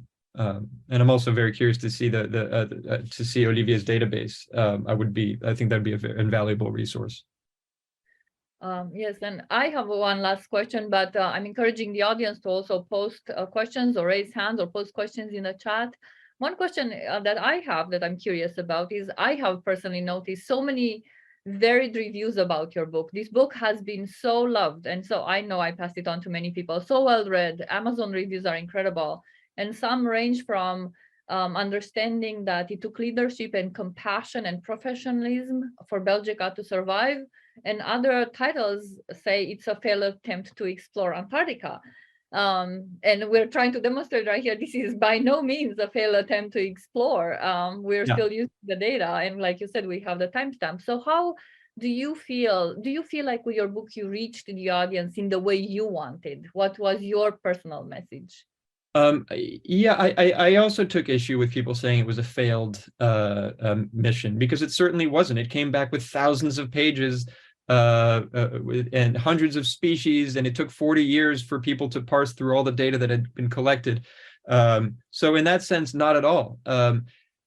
It failed to reach one of the objectives that was most exciting to the general public, which was the South Magnetic Pole. And that was, there's many factors for that. I don't know that it's easy to pin the blame on any one person. One of the reasons there was many delays. There was a grounding in Beagle Channel in Tierra del Fuego. There was disciplinary problems on the way down that don't have an easy explanation. There was the fact that this was not a Navy ship, they couldn't put the undisciplined members of the crew in shackles, for example. There's so many factors for these delays. The grounding in Beagle Channel required them to get more water. Then Racoviță and Arctovsky were so fascinated by what they saw in Tierra del Fuego that delayed the ship. So by the time they were trying to go from the Antarctic Peninsula all the way around the continent to Victoria Land, which is south of New Zealand, the winter ice was already starting to form, and it would have been impenetrable. And so that led de Gerlache to make the decision to pursue a southern course into the pack ice in the Bellingshausen Sea, which it possibly in view of seeing if there was open water behind it. He didn't know. I mean, this is the challenge of exploration, of being the first somewhere, is that you have no idea what's lying in store. And so with the blessing of Lecointe, the two decided to sail south, and eventually the ice gripped them, and the men suffered so that it was decided afterwards that a mission to complete to attain the South Magnetic Pole was not viable. So in that sense, yes, it did not reach this stated mission, which was something that people were very excited about. And there were two casualties, at least during the expedition, but I don't know that would qualify it as a failure.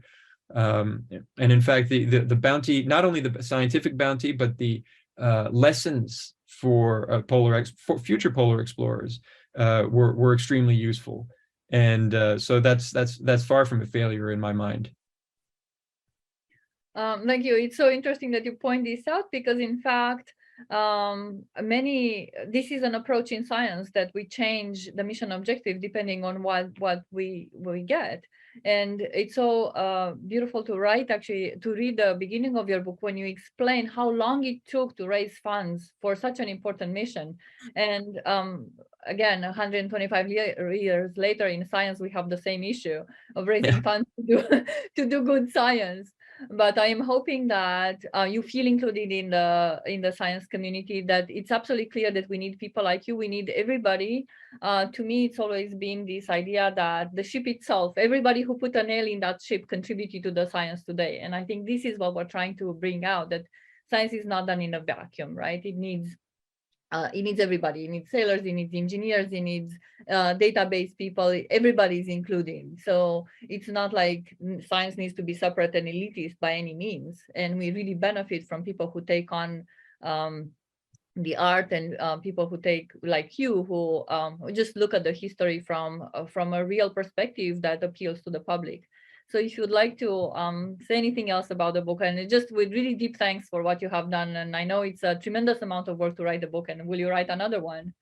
Well, thank you for saying all that, and beautifully put about the contributions to science from non-scientists. Thank you for saying that. I am writing another one, and it also I'm writing about a sunken Spanish galleon and the billions that lie within, and I'm also realizing in this case as well, the great difficulties of raising the amount of money required for elaborate and dangerous scientific exploration. But I should also add that there's a Romanian and a French language version of Madhouse coming in the next, the French language edition's coming out in January, and Romanian, I believe, at the end of the year. That's fantastic. Thank you very, very much again, Thank Julian. you for having me. Thank you so much. It's an honor. Same here. And it wouldn't be anybody better to exemplify the value of science that was collected on Belgica than Peter Conway. Unfortunately, Pete, he did send us a presentation, and he's for the moment in the southernmost part of Chile. We're actually in the Beagle Channel where Belgica crossed. So we are waiting for Pete to join us. He's probably on a flight right now. So if you don't mind, we'll delay his presentation until he joins us. He will speak about the MIDGE, Belgica, Antarctica. He's doing a lot of genomics and metagenomics and comparative genomics on this insect. But we are going to right now move to the next section of the symposium and another branch of the legacy that Racoviță left behind, which is speleology. And this will be introduced by Dr. Ioana Nicoleta Meleg, who is a co-founder of the Emil Racoviță Foundation and also a co-founder of the Emil Racoviță Institute for Study of Life in Extreme Environments that was just founded newly in 2020. She's an ecologist and speleologist. Her current work focuses on inferring past population dynamics by combining ancient DNA research with paleological studies. Her work is so valuable. She was awarded fellowships by the Alexander von Humboldt Foundation and by Marie Curie of the European Union. And she says that her overarching aim in both her professional and private life is to promote ecology as a science that helps us steward the earth towards better times. So without further ado, thank you very much to the people who contributed, the speaker who contributed to Belgica. And I'm passing the microphone to Dr. Ioana Meleg. Thank you, Anna. So this session will highlight Emil Racoviță's fundamental contributions to the study of caves as one of the extreme environments of the last century, which are now catalysts for exploration and discovery of this century's extreme environments, namely caves across our solar system. So our first speaker is Professor Ángel Jiménez. He sent us a presentation. Ángel is a biologist and an avid caver who has conducted cave and karst research, particularly in the Balearic Islands, for the past 50 years. His main research interest has been focused on surface karst landforms, particularly Karen features, as well as geochronological investigations on deposits from coastal caves and their relationships with ancient sea levels. This presentation is an updated overview about the celebrated cave of Mallorca, the Coves del Drac, and the presence of Typhlothilorana muragesi in its sea level water pools. There was in these phreatic coastal pools where Emil Racoviță found this crustacean and moved his interest from oceanography toward biospeleology.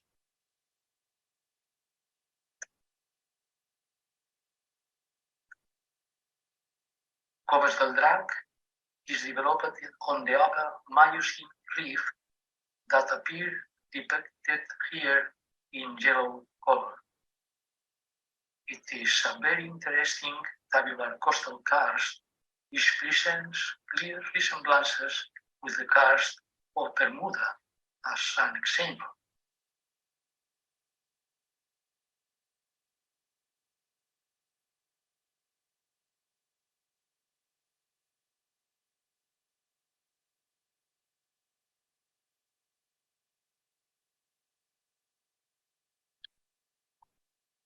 Let me show the first map of Coves del Drac after the old survey made by Friedrich Wilm. Note the three main chambers known from this time, whose dimensions and general trend are well represented in the map. Around the whole cave is drawn the presence of water pools, but the assumed connections between the pools were unreal.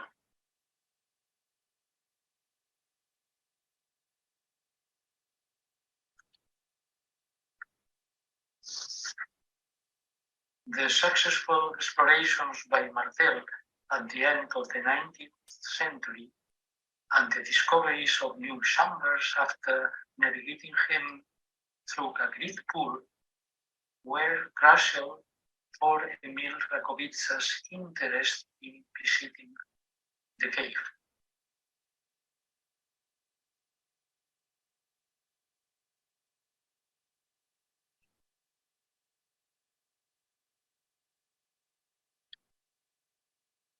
Most of the show cave pathways used during the second half of the 20th century follow the impressive chambers found by Martel.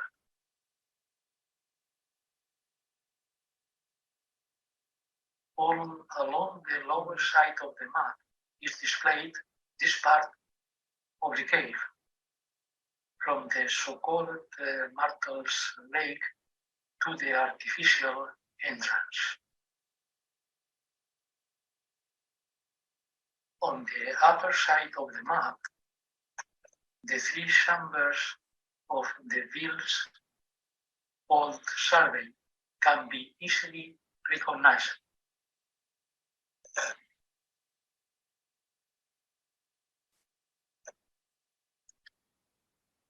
Of course, there is no matter here for describe or enumerate the different sea level pools of the cave, but they are one of the most appealing features of the cave landscape. Martel's Lake, also known as Miramar Lake, is the longer sea pool of Covers del Drac.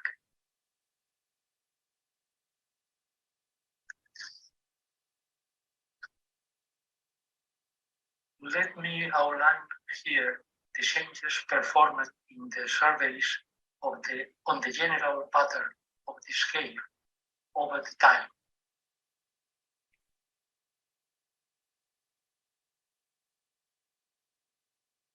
Note the spectacular increase in the exploration of the water passages during the last years.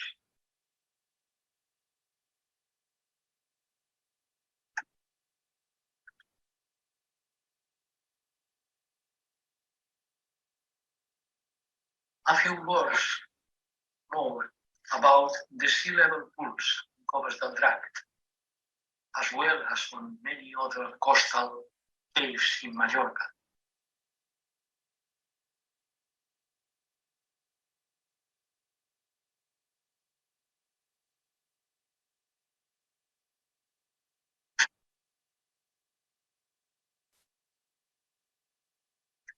And a short remembering about the crucial visits of Emil Racoviță as oceanographer to Mallorca in 1904 and 1905.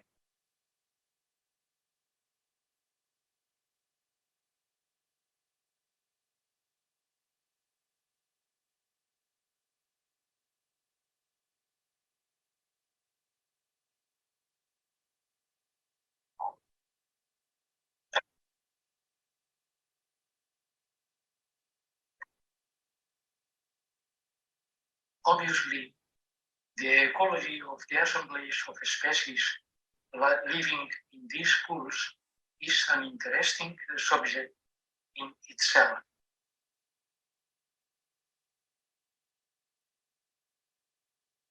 Today, this kind of habitats, rich in peculiar species, are considered ankyline habitats.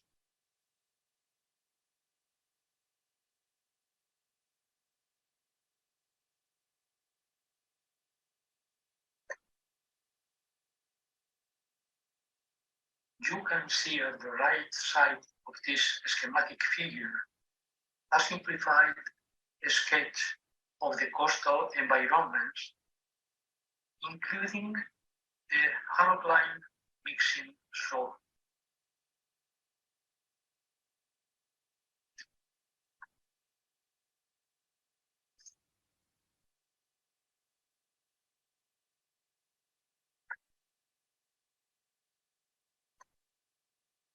Once again, some reflections concerning the distribution, the contribution of scuba divers that are also valid in the case of the Covers del Drac cave system.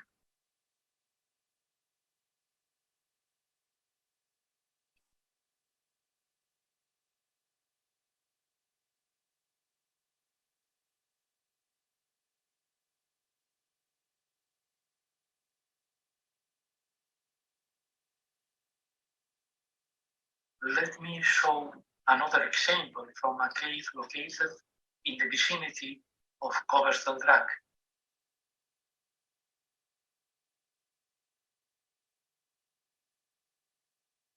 Note the strong difference in topographic pattern between the submerged part of the cave and the two collapsed areas accessible to normal cavers.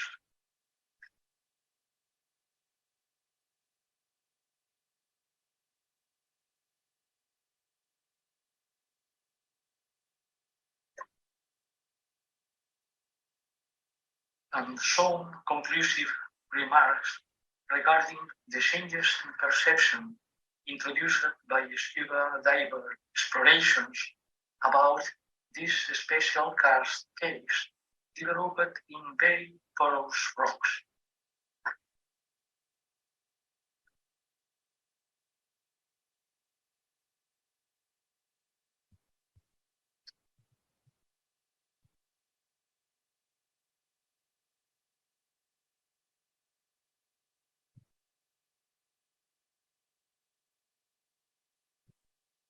The divide between the upper brackish waters and the deeper salty waters produce one or several stepped haloclines.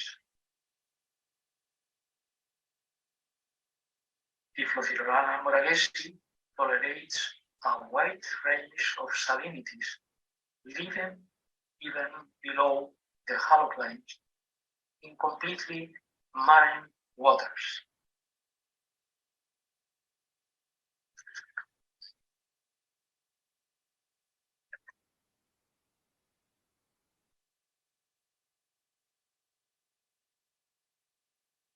Tidal connectivity with the sea through conduits, bags, and matrix porosity of the rock is a fundamental topic regarding coastal speleogenesis, but it is also very important for alkaline habitats.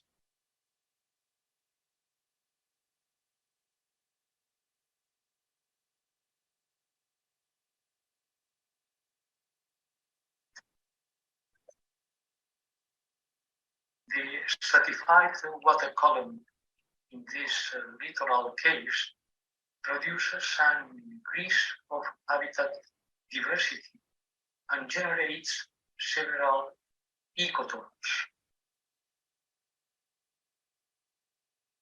The blue square is marking the deeper salt water environments that are recently supplying important faunal discoveries.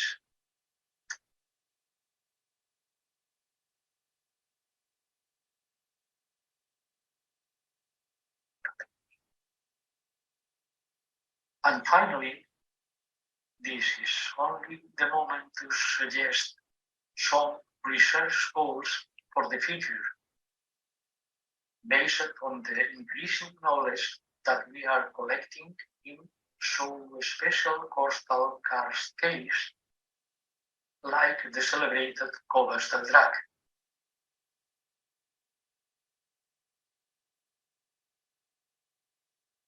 Many thanks for your attention.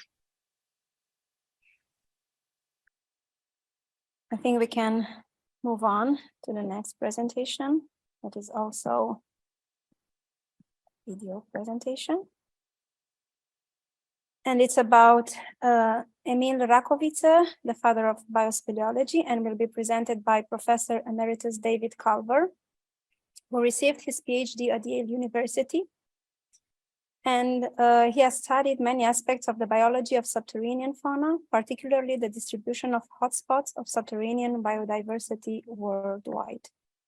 He is also studying the fauna of superficial subterranean habitats, such as sieves, that have many of the morphological features of cave animals, such as eyelessness and loss of pigment.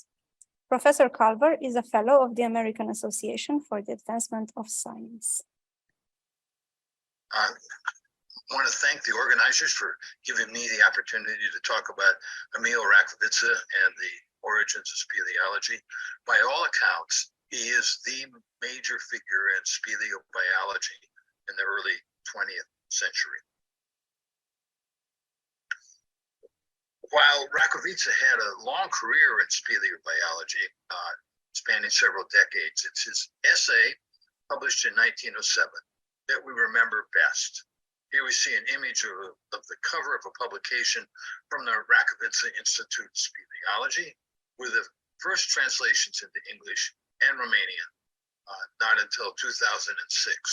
In spite of the recency of an English version, English-speaking speleobiologists have known of Racoviță as a result of the work of other biologists writing in English, particularly actually French speleobiologists. The essay was published very early in his career. He'd only been looking at caves and cave animals for 3 years when this came out. So the essay, which is a result of some field studies, but is really an essentially thorough review of the literature.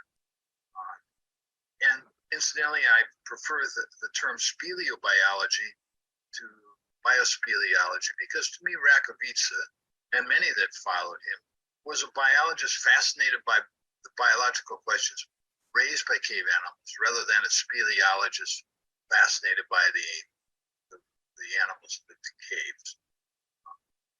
The essay is a wonderful summary of the main issues in speleobiology, what is known of them, and what the controversies are.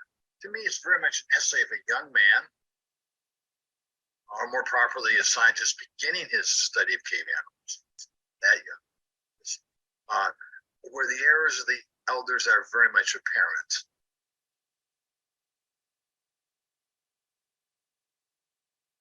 In the next few minutes, I'm going to talk about 4 major themes.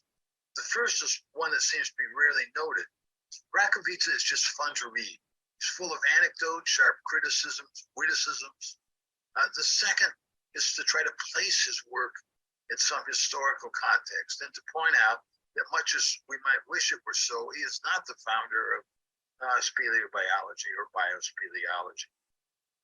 Third, I want to emphasize and particularize his contributions to speleobiology.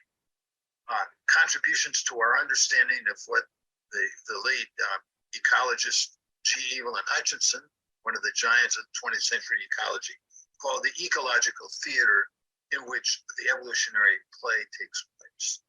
And one of the themes I'll have is that it's really the ecological theater that Racoviță helps us understand. And finally, I will return to the theme that, unlike contemporary, particularly North American neo-Lamarckians, he did not fall entirely into this trap. And so he's still worth reading these many decades later.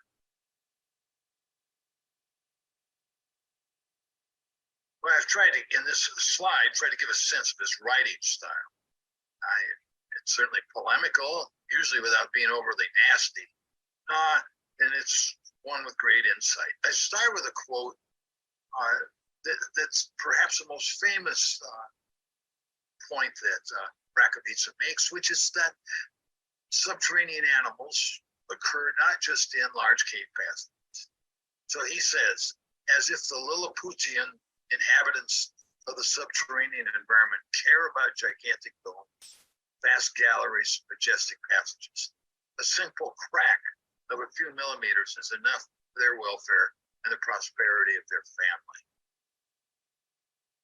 The second quote is more on the critique of the field.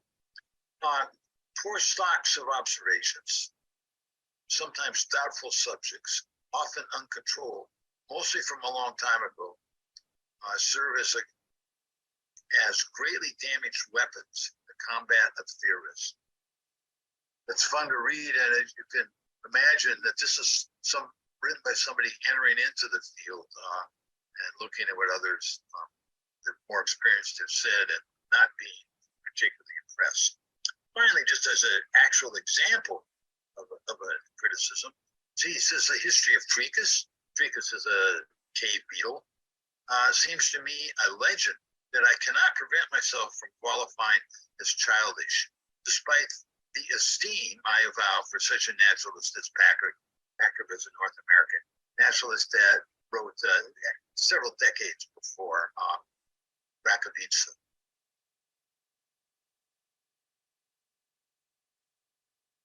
Well, this little timeline shows that Racoviță certainly did not invent the field. And even in North America, which trailed continental Europe, there were antecedents. And I put the North American examples up because this was the heart of the neo-Lamarckian view of evolution of cave animals. So we can sort of see some context for that.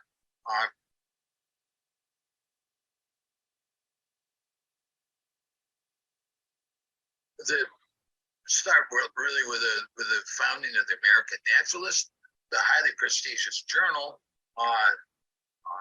Most of us find it very difficult to get anything published in it, but in its origins, it had a number of articles about caves or cave animals, and it was actually founded by neo-Lamarckians, Cope of dinosaur fame and Packard of cave fame, as an outlet for discussions of neo-Lamarckianism. I think it's fair to say, aside from historians and scientists, relatively little insight to be gained from neo-Lamarckianism. Non-Darwinian evolutionary ideas continue to flourish, especially in Europe, with ideas like organicism, Van Dal, neutral evolution, Coswig, and Wilkins. Two publications I'll mention in a little bit. One is The Cave Fauna of North America, published by Packard in 1888.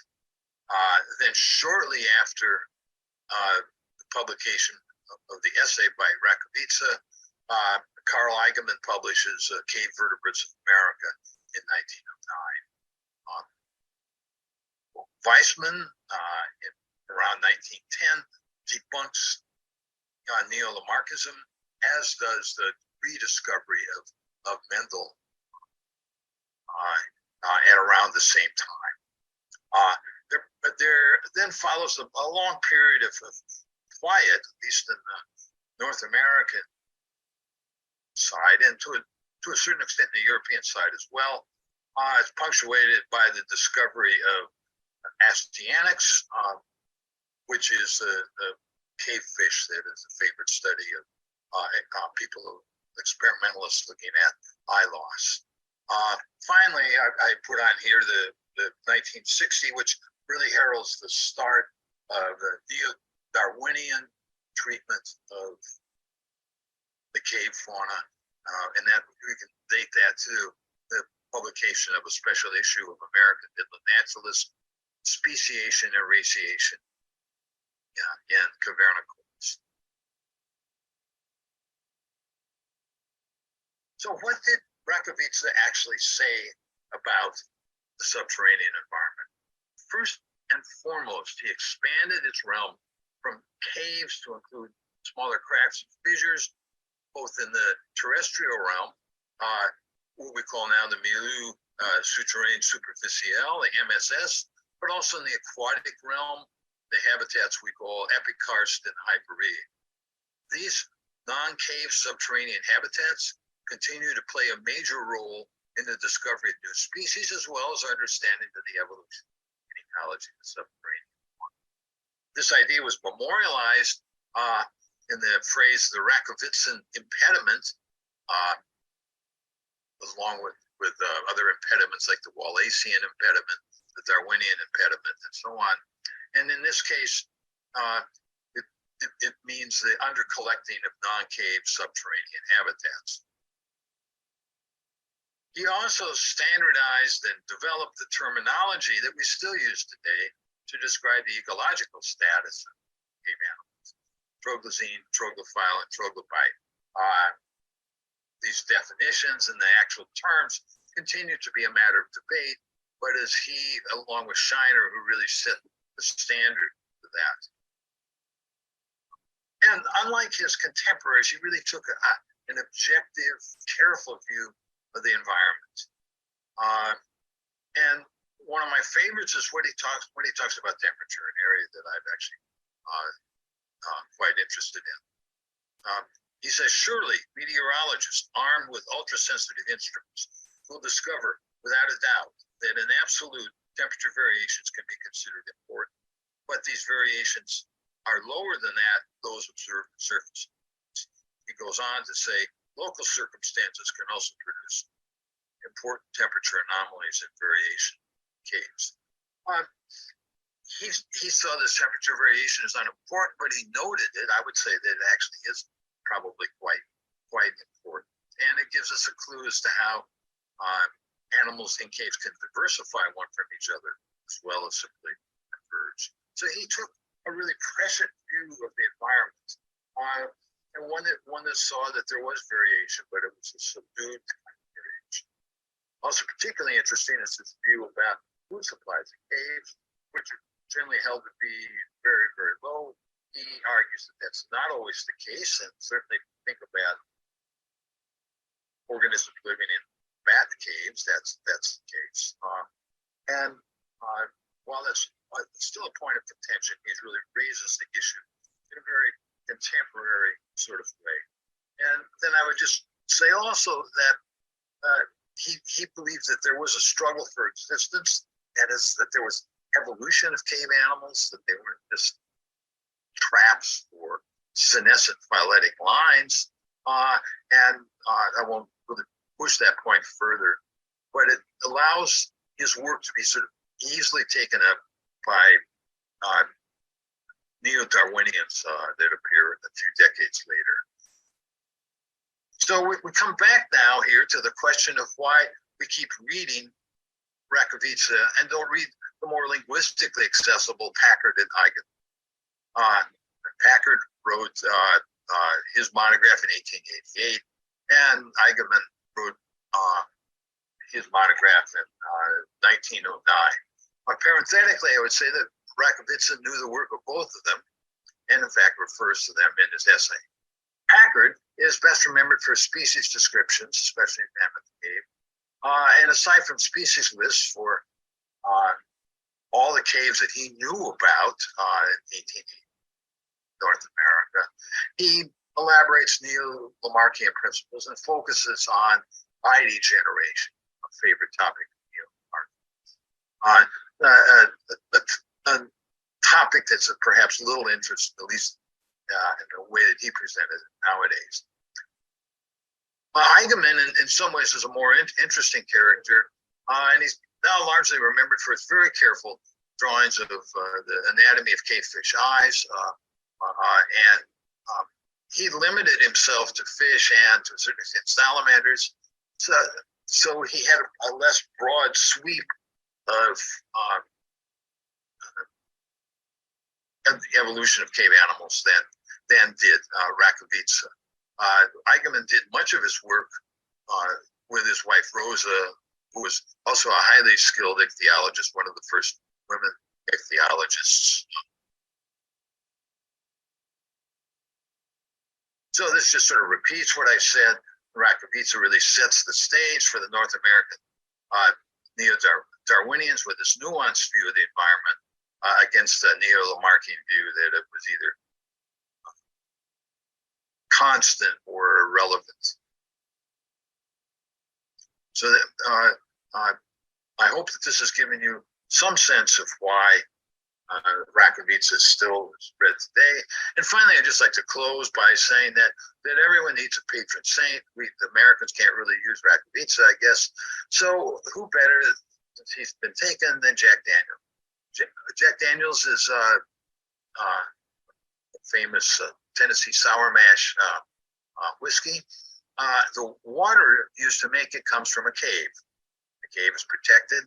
The cave water, according to Thomas Barr, one of the few people that have actually been allowed inside the cave, flows over back guano.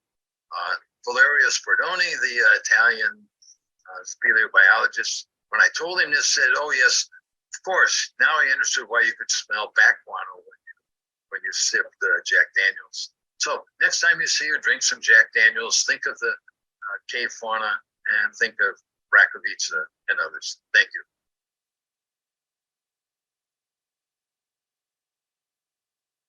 Okay, that's a new thing that we learned today. So the next talk then, till Bogdan will be back in, is from Dr. Penny Boston. She holds a PhD from the University of Colorado Boulder and is the director of NASA's Astrobiology Institute, for which she is fulfilling its mission to perform, support, and catalyze collaborative interdisciplinary astrobiology research. She is also responsible for training the next generation of astrobiologists, providing scientific and technical leadership for astrobiology space mission investigations, and developing new information technology approaches for collaborations among widely distributed investigators. Prior to joining NASA, Dr. Boston was professor and chair of the Earth and Environmental Sciences Department at the New Mexico Tech University and the associate director of the National Cave and Karst Institute in Carlsbad, New Mexico. Greetings, everyone. This is Penny Boston, at home in New Mexico in the United States. And I'm delighted to have the opportunity to share a few thoughts with you on this occasion of the tribute to Racoviță in honor of the amazing scientific work that he did in his lifetime. And so I'm going to talk to you about the whole issue of caves on other planets and how that fits into the study of astrobiology, which is the study of trying to find evidence of life on other planets besides Earth. So that's the pathway we're going to take, and I'm going to do it as quickly as I can to just give you an overview, because the subject is, very complex, but I want to give you the main theme so you can have some appreciation for the breadth of this study. So I now work for NASA after a long career in academia, and within NASA and ESA and other space agencies around the world and the astrobiology community, we are focusing in two different directions. One is the solar system, other planetary bodies, including moons in our own solar system, and then secondly, astrobiology of exoplanets. And those are planets that circle other suns. I'm going to focus strictly on the solar system astrobiology because this is where caves come into play as potential habitat for organisms. So the job of astrobiology is really to track down any evidence of extraterrestrial life. And we spend a great deal of time trying to figure out how we look for it, how we recognize it. If we find it, how do we protect it? And how do we handle it so that we protect us on our home planet? So a great part of the work that the astrobiology community does is looking at organisms on Earth in extreme conditions. These usually focus on microorganisms, although there are some small invertebrates that are actually used as examples of very tough life forms that could potentially survive on another planet. One of the things that we have on our side while we're doing this in caves on Earth is that cave formation or speleogenesis has occurred in many different rock types on Earth. And you can see, if you just casually glance around this image composite, that there are examples in lava tubes, in volcanic regions, rock salt, granite, quartzite, marble, gypsum, even ice. and then many different ways or multiple different ways of making caves within carbonates like limestone. So all of those set the foundation for the kinds of geochemistries that life interacts with.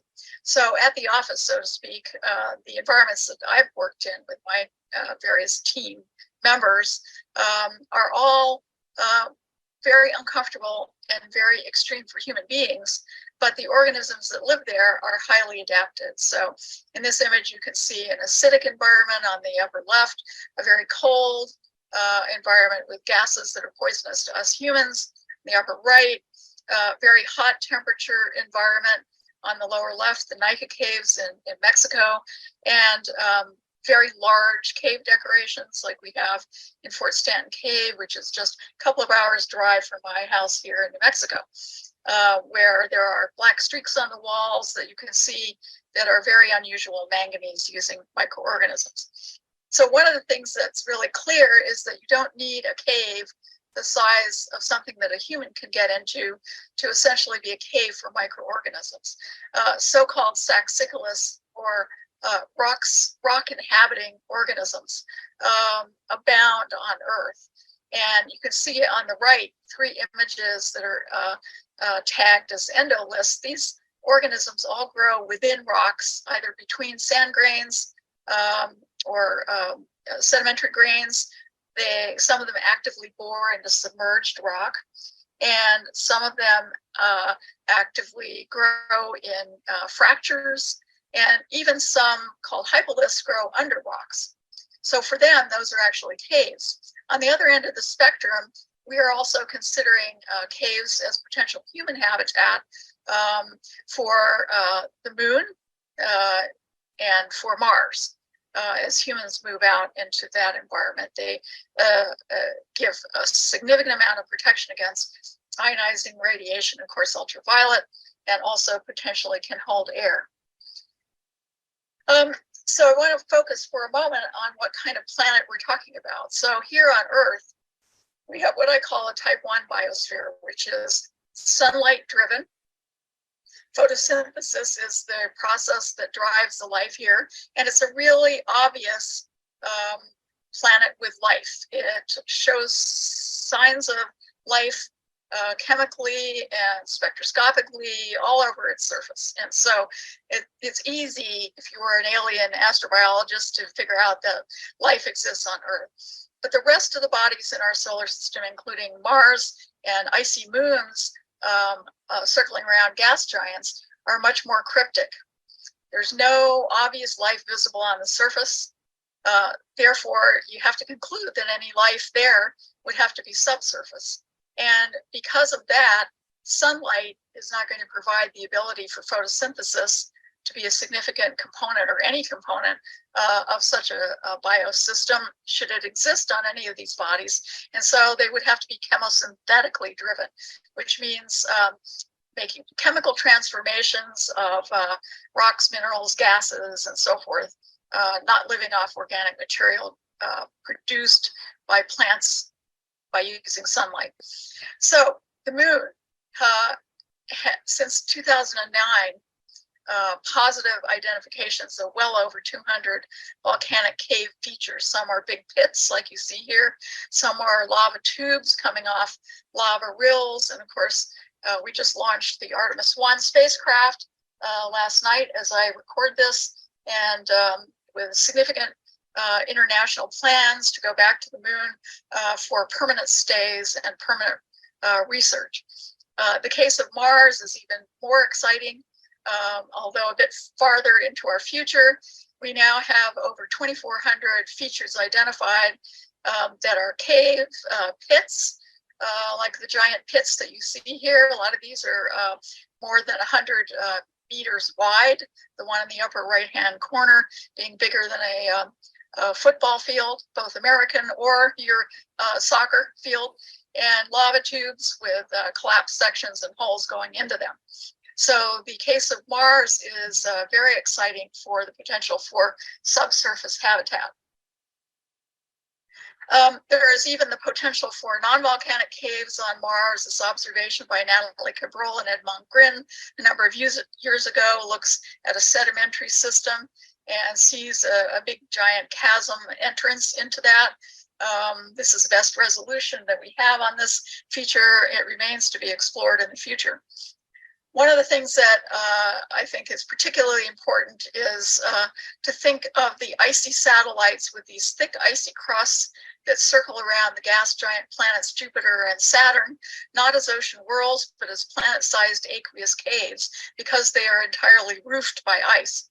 The cave potential on these icy bodies is a number of different places. So the water-filled cavity that you can see here that I'm pointing to with the cursor is the very largest potential habitat for life in this environment, but there are many others. So pressure melt lenses like this that we know here on Earth from Antarctica, plumes that are surface towers with cave structures underneath them that we also have here on Antarctica, fracture cavities like in glaciers, surface cavities like in the Mount Rainier case and other mountains around the world, and even cavities underneath where there are plumes coming out.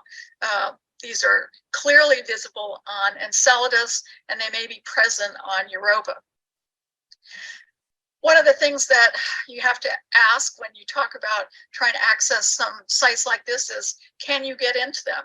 How do you get through icy terrain that is many kilometers thick in order to get to some of these cavities or even the interior liquid ocean that I pointed to in the previous slide? Many robotics groups around the world are trying to look at how to do those kinds of entries robotically. One of the issues that we have faced as we try to look at subsurface microorganisms on Earth and think about them with respect to other planets is what are they doing there? How did they get there? Is it a very sparse environment?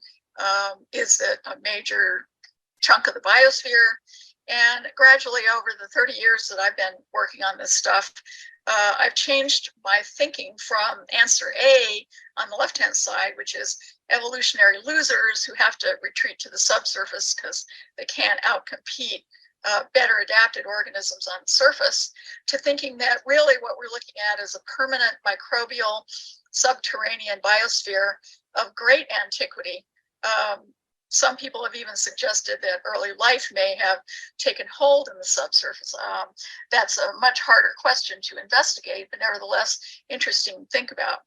So I'm going to finish up here by simply giving you a tour very quickly through different environments in which microorganisms are making significant visible differences within a cave environment. These are all carbonate biofilms. Biofilms are gooey to mineral encrusted things that microorganisms produce in caves. Every one of these is the result of microorganisms in a largely carbonate setting. Iron is very popular with microorganisms. They can oxidize it for energy, and you produce iron oxides as a byproduct, and you can see examples of this from all over the world. Manganese is particularly significant because it is not easy to oxidize chemically under typical Earth surface conditions, including cave conditions, and so microorganisms are very much dryers in altering that material to precipitate it out as oxidized manganese minerals, and you can see various examples here. Copper, which is toxic to many life forms of the kind that we are, is actually something that many microbes can tolerate, and they can use copper sulfides where they cleave the sulfide off and use that as their energy metabolism, and as a byproduct they produce a whole array of copper minerals. One of the good things that happens is that There's lithified biofilament microfossils. So we can look at ancient examples of microbial life in caves. We find them preserved in pool fingers and drapey structures and even whole body fossils of the microbes when we etch the limestone. Biopatterning is something that microorganisms do.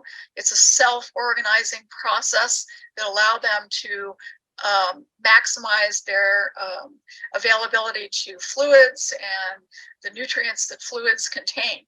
So to wrap up here, there are a number of different unifying themes that we have discovered over many years studying a number of different kinds of microbial subsurface systems.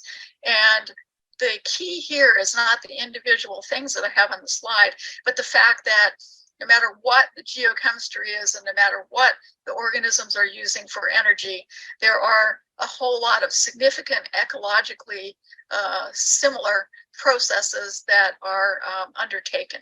And with that, I will wind up and thank you for your attention. Thank you. The next talk will be about speleology, a look into its past and future. And it will be presented by Professor Bogdan Onak. He's one of the co-founders of the Emil Racoviță Foundation. His research interests center on reconstructing climate and paleo-environmental changes using speleothems, ice, and guano from various cave and karst deposits. He employs mineralogy, stable, and radiogenic isotope geochemistry to answer his research questions. A particular aspect of his current and future studies is to contribute data on past sea level positions for both warmer and colder periods of Earth's history using carbonate incrustations from littoral caves. He is currently professor of karst geology and paleoclimate in the School of Geosciences at the University of South Florida, USA, and adjunct research professor at the Babeș-Bolyai University in Cluj-Napoca, Romania. So thank you for giving me the opportunity to have a very brief, really very brief overview of what happened in the past and what's the future for speleology. And it's really a very, very brief look to this because it's a very complex subject. So speleology, the science of caves, I was also always fascinated about what actually drove humans getting into caves, and probably curiosity was one of the main reasons, trying to find out what's behind that black dark entrance into a mountain. Rituals we found out later that were related to caves, and various civilizations use in different ways caves for their rituals. Then humans start doing some exploration, and we call exploration since they were just going inside the cave, probably looking to see whether it's a appropriate shelter for the cold days or rainy days, or just a place where they can display whatever they see outside and left us very, very meaningful cave art. But we do have documentations that it's going back about 4,000 to 5,000 years ago that humans actually enter caves to collect water that was dripping from the ceiling. And we know that for sure in the Southwest United States, that actually the ancestral Pueblos, the American Indians, went into some of these lava tubes that exist 2,000 years ago and melt ice to get their water.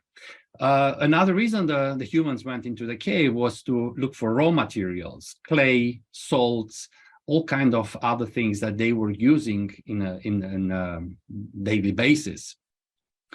Then at one point, somebody noticed, well, we can draw people coming into and visiting this cave, and so that recreation and tourists took off.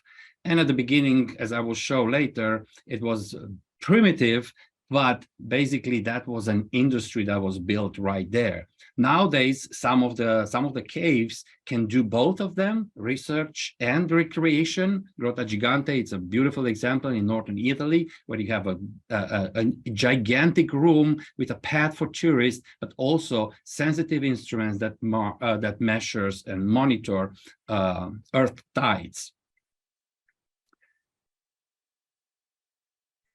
Well, if you look at the, as I mentioned, the tourism across centuries, at the very early time, people were fancy dressed to get into the cave because this was like a huge adventure. And you have the guide or one of the family members having a torch to light everything.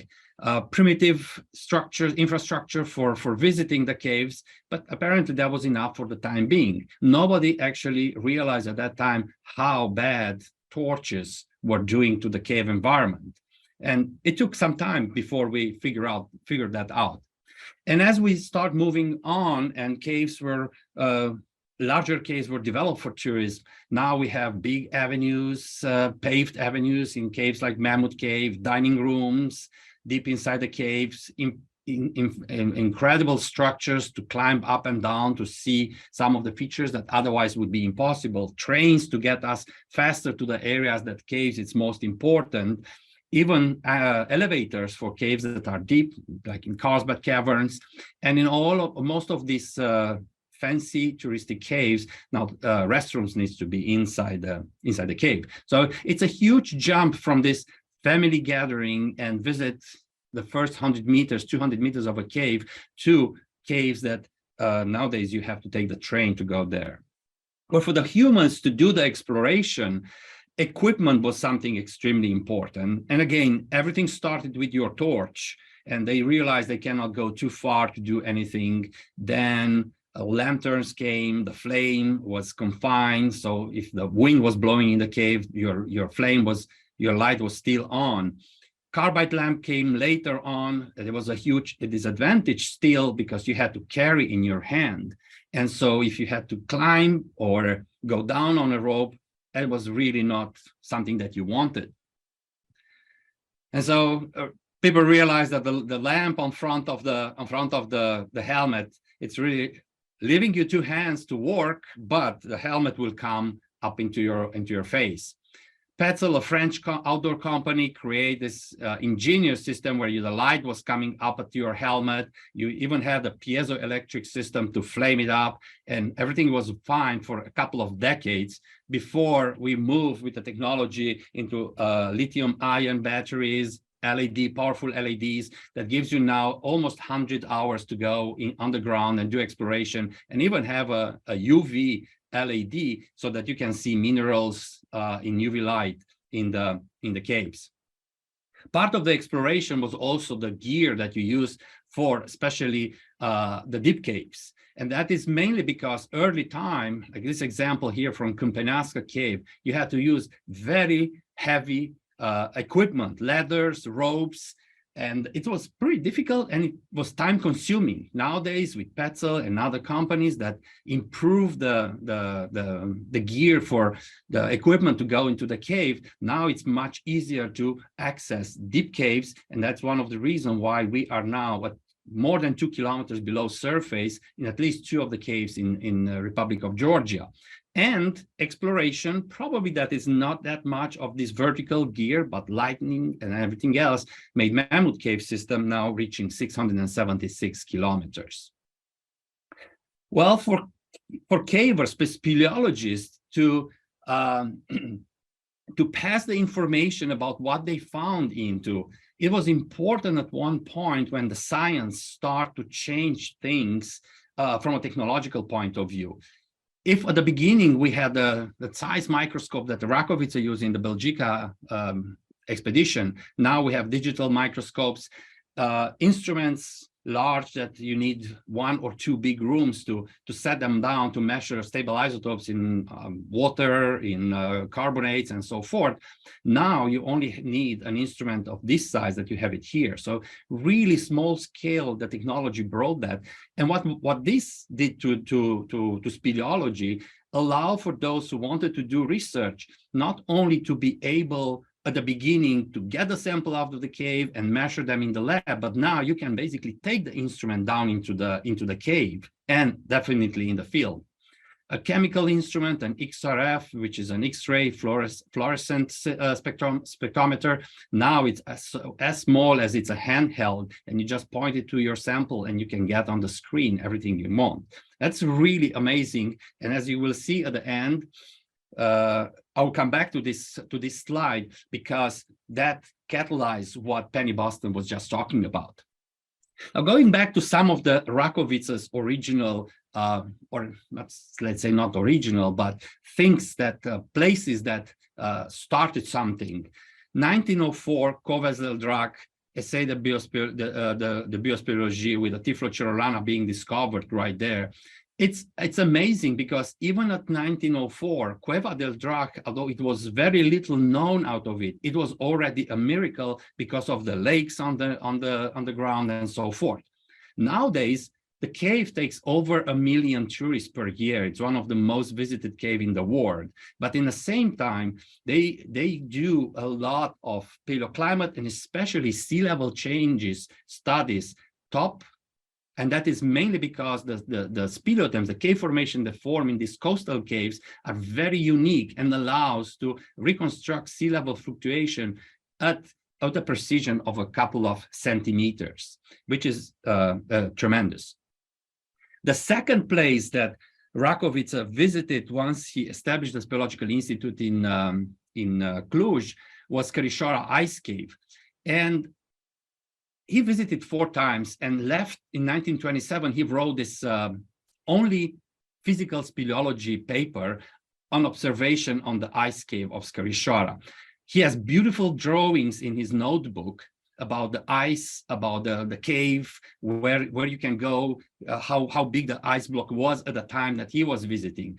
And he left behind a couple of statements very similar to those Dave Culver mentioned, but they were strictly related to Scărișoara in that he saw in this cave a unique phenomenon that needs to be investigated, and not only by geologists, but crystallographer, meteorologists, physiologists, biologists, and so forth, to bring up all the secrets that the ice block really have inside.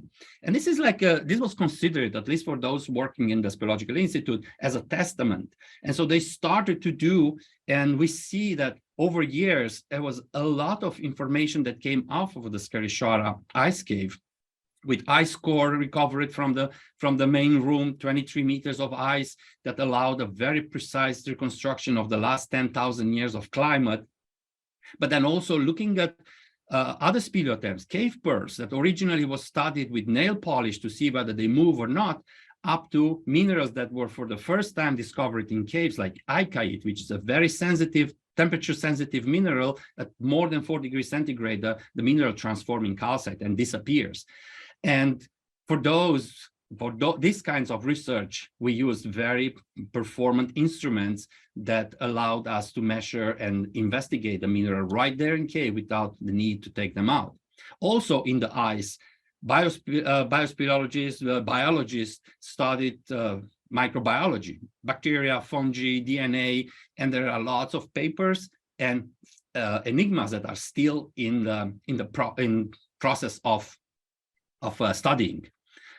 Back in 2000, with the occasion of another symposium, the Speleological Institute, Gheorghe Racoviță, along with me, we compiled, everything was written about the Scărișoara ice cave, again, as being a testament that Emil Racoviță left for those who were interested in studying the glacier, the ice. And so I just copy-paste here a number of titles and papers. There are lots of them that came out since 2000. And so I would say Racoviță's legacy really remains vivid. And this legacy, it's what probably drove the Babeș-Bolyai University to create an institute for studying extreme life in extreme conditions, especially because it's interested in mixing and producing transformative and innovative and multidisciplinary studies, and allowing by this research to get into better understanding of the physical, social, psychosocial environments, everything that is related to these boundary conditions in some of the extreme condition environments, from the bottom of the ocean up to the outer space. And with that, coming back to this image, and this presentation should have been before Penny, so I would have introduced her. But this creating smaller and smaller instruments, it had have several reasons, but one of them was to allow people to take the instruments in the field. Then they realized, okay, we can fly instruments on Mars and on Moon. Okay, for those we need even smaller size. So this small rover right here, it's loaded with such small scale instruments that allow measurements of various kinds on the red planet there. And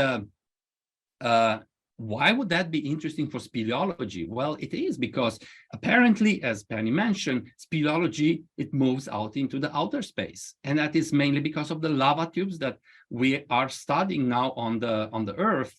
And we know the existence of these lava tubes on other places, Moon and Mars. And you can check on this diagram right here that was last year published, that there are several other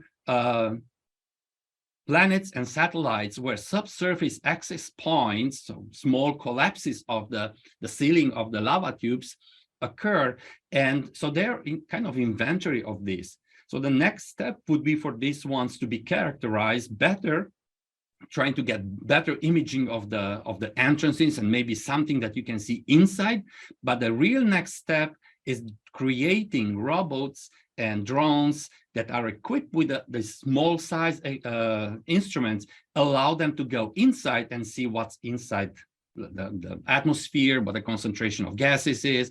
Is there any traces of life? Is there water source inside? It could be underneath the surface because of the being shielded for the UV and temperature and so forth. There might be liquid or solid water, ice, and obviously the final reason I would say is to make sure that these underground environments are good for habitation, places where Mars or Moon missions can take people and create research bases there in the, well, I would say distant future.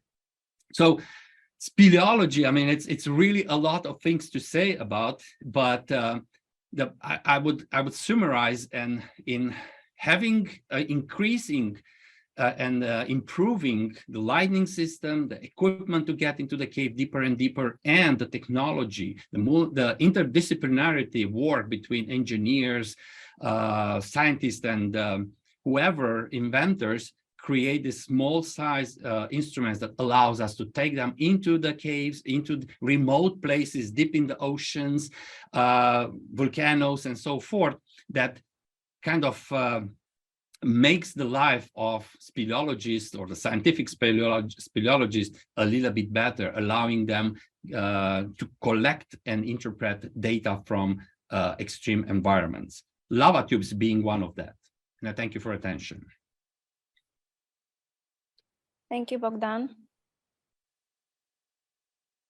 I would say we can take a question, one question.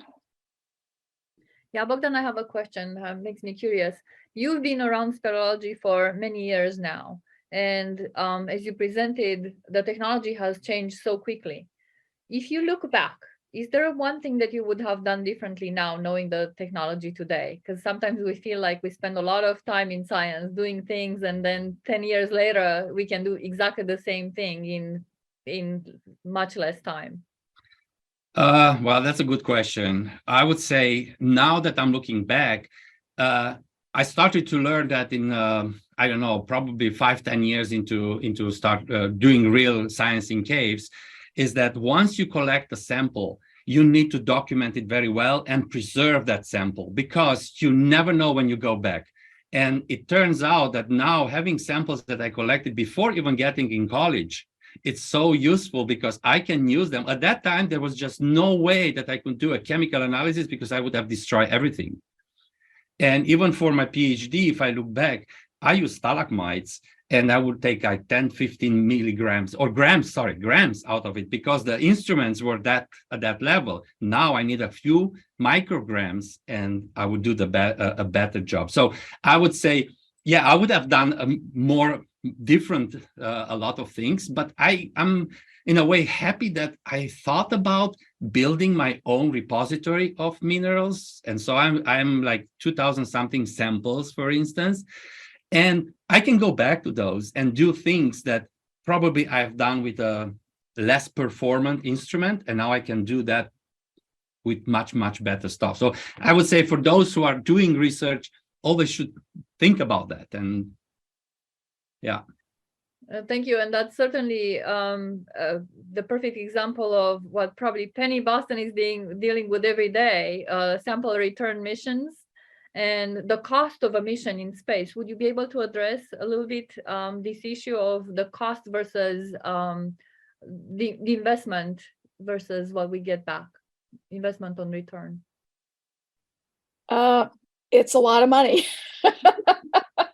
But one of the important things about the effort to go and do cave exploration on other planets is that we're, driving the technology, and compared to a surface rover, mission, which are, wonderful and producing great science, but they're still very cumbersome. We're still trundling around on other planets on wheels and so forth. And clearly what we need to be able to study the subsurface of another planet either involves drilling or it involves getting into natural cavities. And both of them are very challenging. But we have great hopes for getting into lunar cavities, relatively soon, within the next 20 years, not because of astrobiology, because we don't expect any native life on the moon, but because just looking at the history of the moon through the stratigraphy that would be exposed within a pit is something that we can't currently do. So there are many, many different reasons for doing that science. And of course, on Mars, since the early 90s, I have, written about the fact that if you were going to find anything still alive, or maybe even convincing remains of life, traces of life having been present on Mars, you would have to go into the subsurface, because even anything exposed on the surface is going to be destroyed by the extremely harsh radiation environment, the meteorite and micrometeorite impact, the solar wind, all of these factors are going to even render surface exposed traces very, very hard to understand. So the cost is very high, but at the same time, we're advancing science on the Earth in support of this. And so a lot of these analog studies, including the ones in caves, are actually funded within the astrobiology program and within the human exploration program. So yes, it's a lot of money, but compared to what we spend, everyone on Earth, on our military and defense budgets, it's a tiny drop in the bucket. So I personally think it's worth it for driving the science forward. Thank you. And actually, I do have one more question for you, because it seems to me that you are just such a wonderful example of both science and exploration. You've been in so many places and extreme environments on this planet, and you're also a wonderful teacher and mentor of many, many students. So just as Racoviță was an explorer and a scientist and a mentor, what would be, from this amazing career that you have, a few words to students and the future generation that is trying to step into big steps, into big shoes? Well, the only thing that's kept me going through rough times is that I love being a beginner at things. And that has allowed me to move into different fields, because I'm not afraid to be the person in the room that knows the least about whatever's going on. And, so that characteristic that many people lose when they stop being kids, I've actively cultivated. And so I'm not afraid to just hair off doing something that I've never done before. And that's what got me into caves. I wasn't a caver. I wasn't a recreational caver. I just thought, gee, you know, Mars, the subsurface, gee, where would I go on Earth? Drilling is expensive and hard. What about caves? And that was what, you know, pulled me into caves. And of course, then I discovered that they were far more amazing, rich, and varied than I had any, you know, notion of as someone who had just been in show caves as a kid. So that ability to embrace your inner beginner, I think, is really what's allowed me to survive. Academia is not easy. NASA is very not easy environment in order to, you know, live. And yeah, it requires a lot of patience. So, and probably the way I would sum it up is, you know, pursue what you want. You will find a way to get somebody to pay you to do it. Thank you so much, Penny, for joining us today and for all the wonderful advice and reminding us that we have to keep playful and curious. Did you wanna? Thank you. So moving on. The wonderful segue in the next talk by Yes. Călin Cașcaval. So the next speaker is Călin Cașcaval. Călin is Director of Engineering at Google Research and, as one of the scientist's great-grandsons, a co-founder of the Emil Racoviță Foundation for Science and Exploration in Extreme Environments. He identified industry trends, defined, built, and delivered first-of-a-kind prototypes and products at IBM, Qualcomm, and Barefoot. He is also the holder of 38 awarded patents. He will speak today about the Racoviță Foundation's goal to create opportunities for new generations. Călin, Zoom is yours. Thank you. Thank you. My pleasure. So I'm Călin Cașcaval, and like Iona said, I'm one of the scientists' great-grandsons. First of all, well, I'm here really to closing, so sorry for being late, and we'll wrap it up. So that we have you going on your way. But I do want to thank you all for joining this event and honoring the legacy of a great scientist and mentor. I'm really grateful to the hosts and presenters for all the time and effort they put into making this a fantastic celebration. And I certainly appreciate your participation and patience with us. So we heard about Racoviță's pioneering work in biospeleology and about his first-of-a-kind exploration. We heard about his contributions to science and education in Romania and internationally. He was a rector of the University at Cluj and president of the Romanian Academy. But there is an aspect of his contributions that it's often overlooked: his mentoring. He was a teacher and a mentor by excellence. I mean, the number of functions, administrative functions that he accepted just in order to enable access to learning was astonishing. He taught with passion throughout his whole life.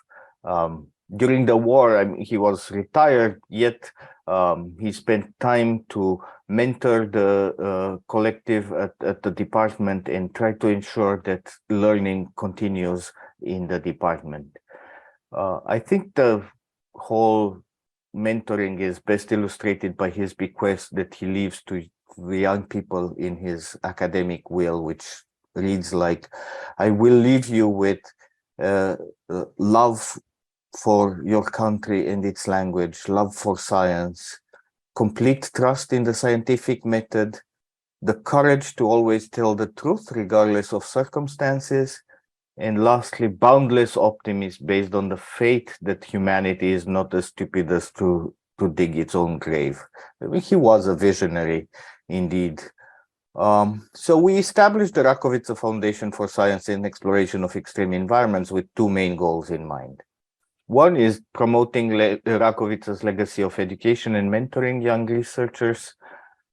We have a really grand vision and currently a very small but dedicated and enthusiastic group of people to build an organization that will generate exciting projects and support new generations of researchers to stay curious and create the same kind of opportunities that Racoviță had with the Antarctic expedition.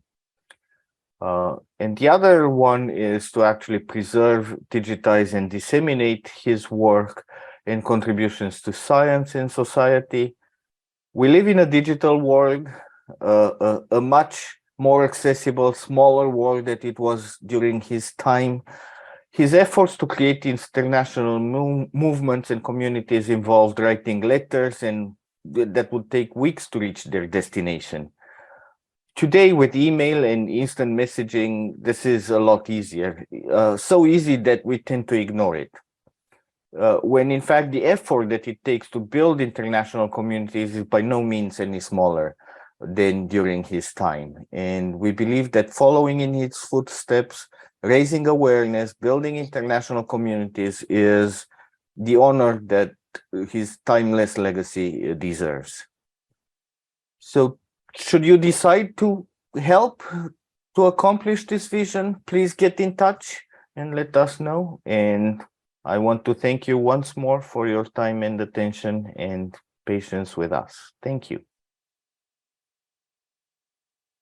Thank you, Colleen. Juana, shall we move on with Pete's? And we do have one presentation from Pete Conway, who works on Belgica Antarctica. So we're going to turn it sort of round full circle. We realize that it's past the time that was allotted, but if you are very welcome to stay. Can you bring Pete's presentation, please?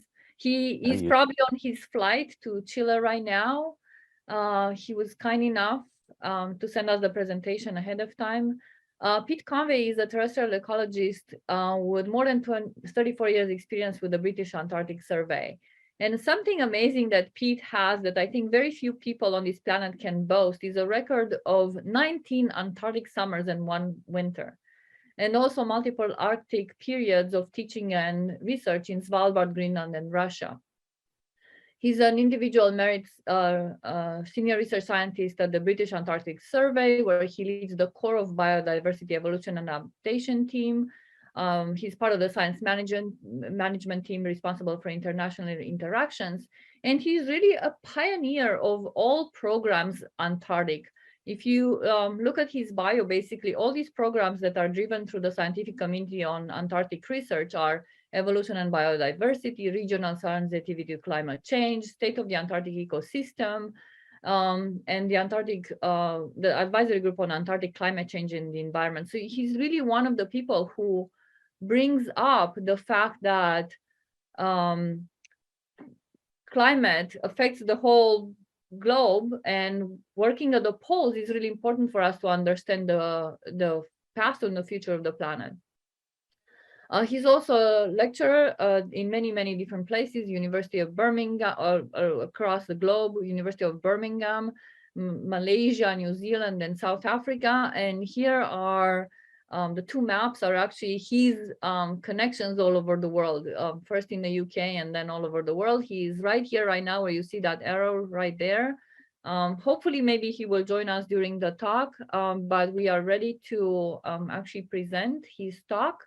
That is a collaboration with Irina Kozeretskaya from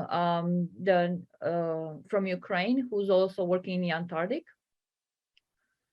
So he and Irina spent these last few days while both on travel across the world to put together this wonderful presentation on an insect that Emil Racoviță collected many years ago, and who also Olivier spoke about. So Pete? Just need the sound. It's also exciting for me to be involved in a meeting that has a family connection to one of the original discoverers of terrestrial biology in the Antarctic. If you're listening to this recorded version, that means I'm unfortunately not being able to make connection to you from southern Chile. I should say I'm working at the moment on Navarino Island near the Beagle Channel, which is where the Belgica expedition actually started making some of its collections in the Antarctic region. What I've been asked to talk about today, what I'd like to try and give you some information about, is a rather unusual insect called Belgica antarctica, genus name obviously after the expedition, which is the only true insect that naturally occurs on the Antarctic continent.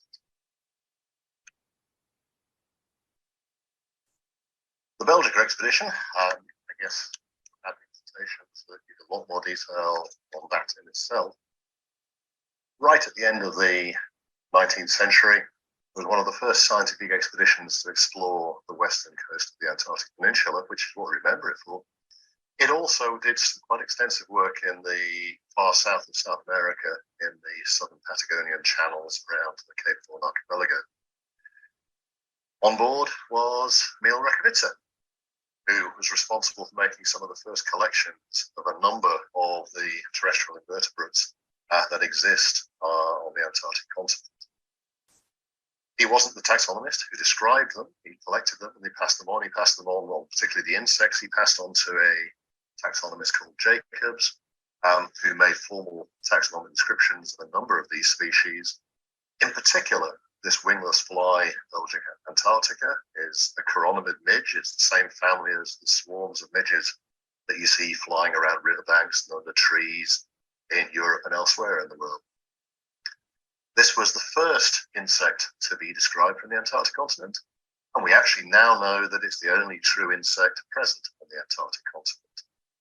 It's only about 0.5 centimetre long as an adult. The larvae do get slightly longer than that, and it is the continent's largest terrestrial animal by nearly an order of magnitude. It's quite a significant animal in the context of Antarctic terrestrial diversity. That happened right at the end of the 19th century, and it wasn't until the mid-20th century, certainly after the Second World War, and really after the 1957-58 International Geophysical Year, that scientific research really kicked off in earnest in Antarctica. In the Antarctic Peninsula region, Belgica antarctica actually became a central focus of terrestrial research in the region, with scientists looking at its ecology, its life cycle, how it was specialized to what was seen as the very extreme environment of the Antarctic. It means there's over the last 40, 50 years, a pretty good body of biochemical and physiological research has been carried out looking at adaptations to the environmental stresses that characterize the Antarctic. In recent years, that has provided a foundation to the application of current cutting-edge molecular techniques, genomics, and other omics. I'm going to come back and talk a little bit more about them later, but I don't want to go into vast amount of detail of that. But this is a core organism that's being used for this sort of research in the Antarctic. Most people aren't familiar with the Antarctic having a terrestrial fauna, a land fauna. Penguins and seals belong in the marine environment. They count as part of the marine ecosystem. So when I say I'm a terrestrial researcher in the Antarctic, most people look blank at me and they say there is no terrestrial research in the Antarctic because there's nothing terrestrial, is there? Question mark. And the Antarctic terrestrial fauna is certainly pretty limited. It's pretty minor. There are not a large number of species. Those species are small and they're not iconic in the sense that a penguin is. But it's there. And we increasingly realize it's been there for a very long time and evolved and adapted to that environment for a very long time. The fauna overall consists of 2 diptera, and I know I've said that Belgica is the only one native to the Antarctic continent. There is a second dipteran that occurs on the offshore South Shetland Islands. It doesn't occur on the peninsula or the continent. So technically there are 2 diptera in Antarctica, but only one on the continent. Most of the terrestrial fauna are the mites and springtails, the left hand and the central picture at the bottom here, and then a range of microinvertebrates illustrated the tardigrade here, but also rotifers, nematodes, and even smaller protists.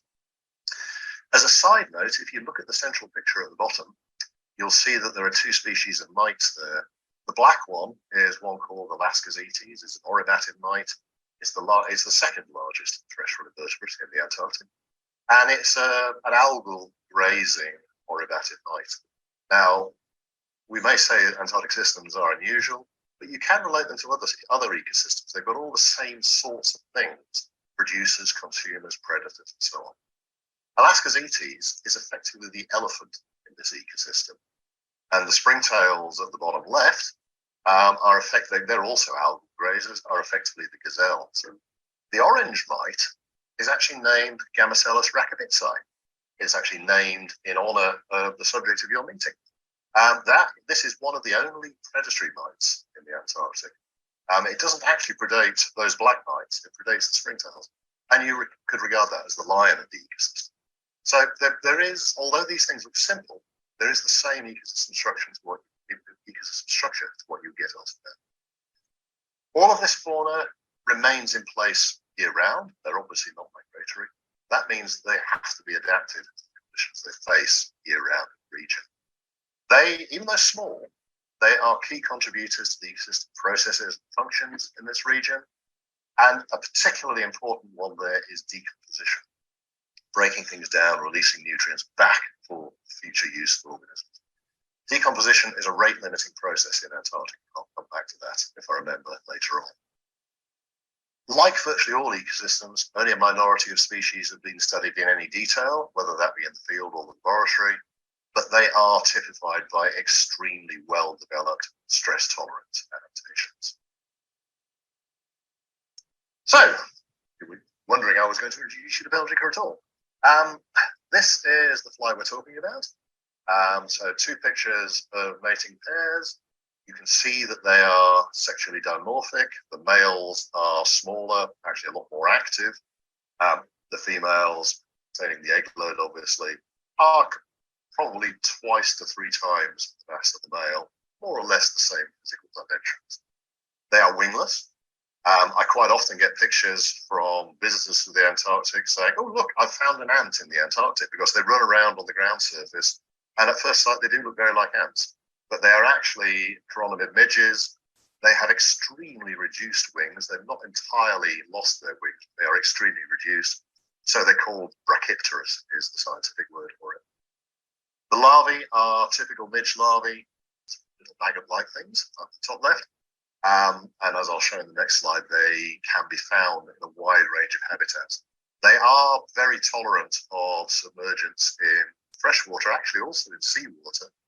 So they do tend to live in moist rather than drier environments. Where do we find it? This map, I put this map early in the talk. I'm actually going to come back to part of it later in the talk. So remember the right-hand side of the map for later, particularly the South Orkney Islands and Possession Island, the Crozet Archipelago at the bottom right. But the range for Belgica Antarctica is on the Antarctic Peninsula, and it is specifically on the Western Antarctic Peninsula. This map is taken from a genetic study of the species, which highlights that there are different so-called haplogroups, different subgroups within the species. That's not something I'm going to go into any more detail here. But fly is distributed all the way along the Western Antarctic Peninsula, as far as this map goes, down to around Adelaide Island, which is this island here. There are actually a few records. We've not managed to go back and confirm them from the Antarctic Peninsula further south here. The furthest south record is from Lazarus Bay on Alexander Island, which is round about where my pointer is now. You can see it, very bottom left, bigger. Belgica also occurs in Russia. But this is the only place or the only part of the world it occurs, which means it's what's called endemic to that region. The reason for these ones on the right will become clear later. A relative has been introduced here on Cygne Island, South Orkney Islands, and another member of the genus occurs all the way around here in the sub-Antarctic Indian Ocean on the Crozet Islands. Back to that. What sort of habitats does it live in? Well, this is actually a set of pictures of fairly typical Antarctic terrestrial habitats from the Antarctic Peninsula. When it was first found, and because these habitats are common near research stations where researchers work on the species, it's often said there's an association with penguin breeding species, where you get a lot of organic matter around the colonies, you get a lot of algal development around the colony, and the algae in particular is a very good habitat. So there, for a long time, there was an assumption that it was actually associated strictly with penguin-enriched areas. That's actually not the case. It is associated with moss mats, moss carpets that grow quite widely in some areas along the Antarctic Peninsula. Picture at the top right here, that was actually me, believe it or not. This is just illustrating that it was actually very common. I was hand catching adults on these rock surfaces. Bit of organic matter in the crevices, but the rock surfaces are obviously there. And it shows, in a way, the ease of collecting something, even though I'm employing a helicopter to get to my field site.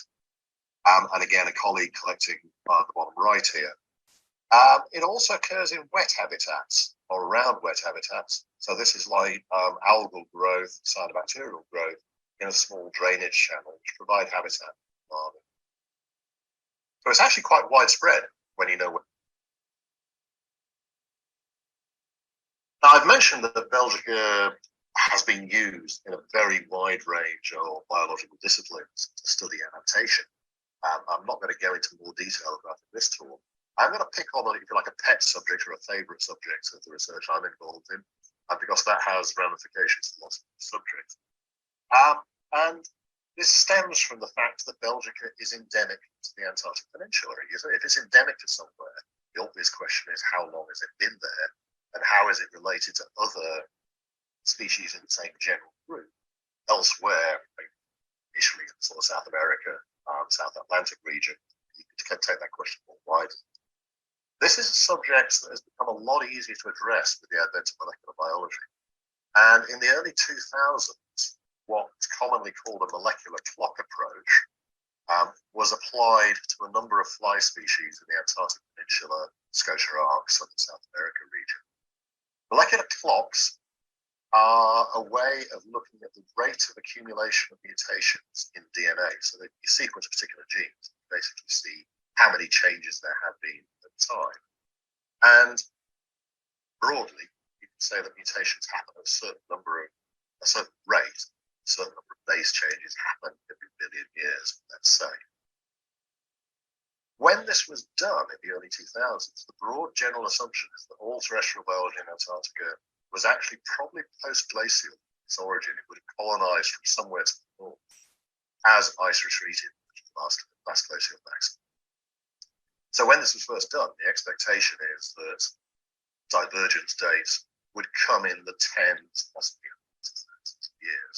Because the assumption was everything was actually fairly recent in the region. And to cut a long story short, this study, which looked at 3 species, it looked at Belgica in the Antarctic Peninsula, it looked at a species called Eretmotra, back to South Georgia, or originating on South Georgia, but actually introduced to the South Orkney Islands. And it looked at a related species up here in Tierra del Fuego, the southern tip. And the important result is that it found the divergence between Belgica and Eretmotra came out at 40 to 50 million years ago. This was the early days of molecular clock studies. There are quite large error bars on that figure, but it is tens of millions of years. The significance of the finding is that it is tens of millions of years. And however big the error bars are, you can't turn that into tens of thousands of years. It's also possibly coincident with the geological separation of land in these regions. If you wind the geology clock back 30 years, the Antarctic Peninsula was joined to the southern tip of South America. South Georgia, which is now way over here, was nestled right in the middle of it. So we're beginning to get an implication that you've got a biological confirmation of the geological theory of separation of South. That's Belgica Antarctica. Now, my remit was Belgica Antarctica. I say, are there other Belgica species? And that leads or opens up a whole field of new research. The Belgica expedition, as I mentioned, first sampled in the Beagle Channel and around the Cape Horn archipelago. This is a region that's now known as the Magellanic Subantarctic region. It has a climate that is comparable to the other subantarctic climate. In the Beagle Channel, Racoviță sampled another winged fly. This is actually a picture of it from a recent study. And Jacobs described this, and he first described it as another Belgica species. He described it as Belgica Magellan. Now, taxonomy changes, taxonomy develops, so much more is known about the taxonomy of the chironomid family. So this species has now changed genus. It is still in the same part of the chironomid family as Belgica, but it's not as closely related to be in the same genus. It's now known as Talmatogeton magellanicus. After its first discovery, it was never even noted again until 2015, when one of my Chilean collaborators working at Puerto Williams found it on a beach. We were all excited about it, and we suddenly realized that we knew what we could find out what it was. Subsequent to that, we have had a PhD student, Nick Samoa, is working on it, And in 2017, it was surveyed in some detail on Navarino Island, which is a big island south of the Beagle Channel. The map at the bottom shows where we have positive records of species in that area. It is also now known from a number of locations on the north side of Beagle Channel and also from Falkland Islands off the east of the South American. So it isn't a Belgica now. It was first described by a Belgica, and that was from specimens collected in the Belgica. If we move on to South Georgia, and we've already seen this picture, this thing called Eretmotra. Now, how much detail you can see depends on how big your screen is that you're looking at. But this species looks extremely like Belgica. If you put the two next to each other, you might struggle to separate. It is another wingless endemic niche, this time from subantarctic South Georgia origin. Again, it is endemic to that particular piece of land. However, it has long been considered a sister species to Antarctica. Unlike Belgica, one fundamentally important difference is that it is parthenogenetic. That means only females are known. It's quite an important aspect of biology. It was subsequent to its discovery, it was introduced to Signy Island in the maritime Antarctic, and so it's an introduced alien species there. Like Belgica, it's the largest terrestrial animal present in that ecosystem. It is invasive there, and it's an ecosystem engineer. That process of decomposition I mentioned, the larvae of this fly can increase it by an order of magnitude relative to the entire decomposition achieved by the native invertebrate community. So you can see that functionally, these things can be important. In terms of its physiology, also studied in some detail, it has the potential to survive on the Antarctic Peninsula if it ever gets there.